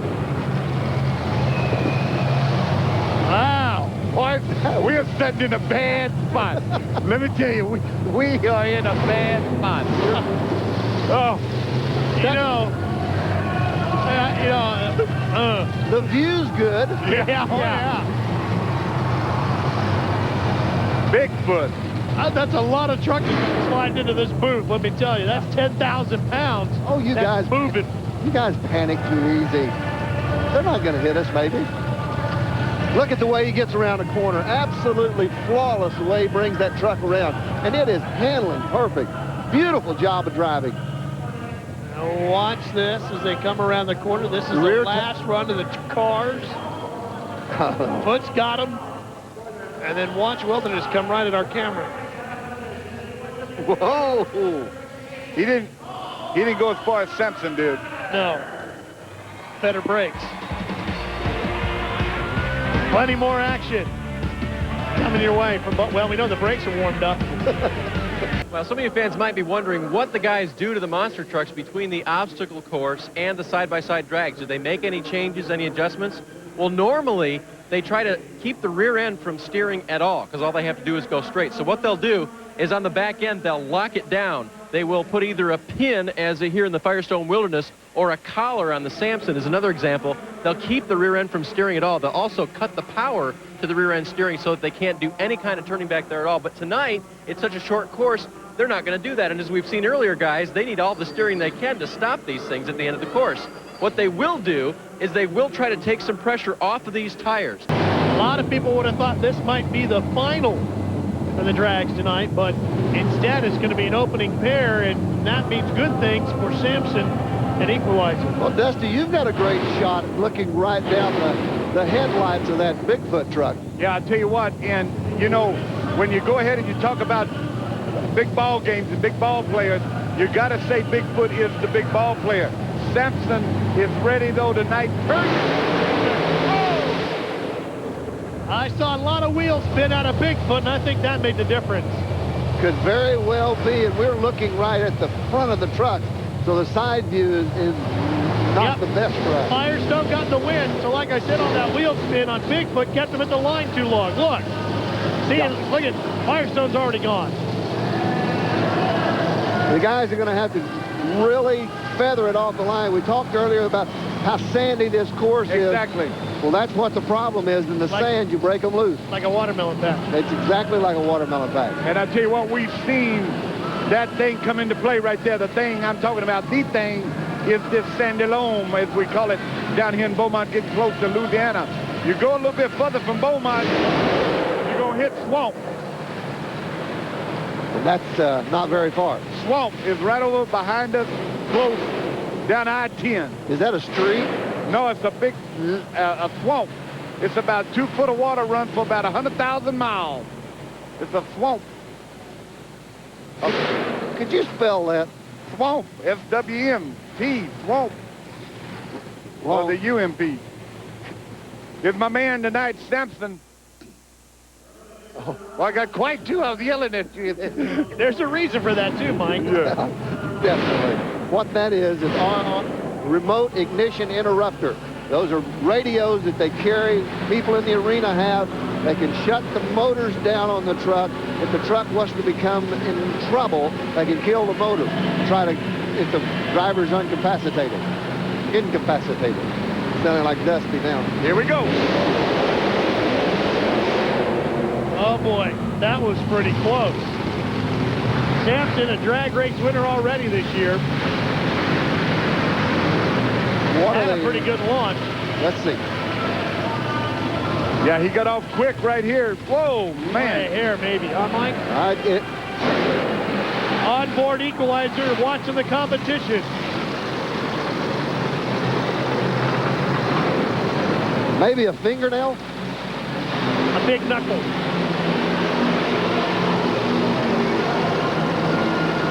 Well, Sampson gets the win, we're told, so he'll move on to face Firestone Wilderness in the drag race side-by-side final later on tonight. Up against Sampson, who put away Equalizer. That means that Equalizer and Bigfoot are going to square off first in our losers race. Another one of those situations where third and fourth points are so important as you try to gather points for the final of the year. Well, if you want to know it all, give them a call, 1-900, number there. They'll tell you everything you need to know about monster trucks and pro arena racing. $1.99 for the first minute, 99 cents for every minute thereafter. If you're under 18, like Dusty, you need to get parental permission. Thank you. Each week it'll feature a guest with an interview of your favorite driver. All right, Bigfoot on the right of your screen, Equalizer on the left. Well, unfortunately, the only thing he may get out of this, I believe he just dusted him. I don't know. Let's take a look. That was so close. It was. Even the USA officials are looking at our replay. I tell you what, he got off quick. He got him maybe. Whoa. Hey, boy, it sure looked like he did, didn't it? I'm glad that's not for me to decide. Bigfoot, we're told, got the win. Well, it was very, very close. That's why they're the officials and we're just the broadcast. Exactly. And it's been close all night long. It sure has. There's one race yet to go. Bigfoot's sister truck yet to go. Now let's take one more look at this. Bigfoot, the truck closest to you. Yeah. Oh boy. Boy, that is. What do you mean? What do you mean? Tight. Yeah. Yeah. Okay. Yeah, it was close. Well, as Shaheen said, we announcers, not officials. And that's why I said, yeah. That was close.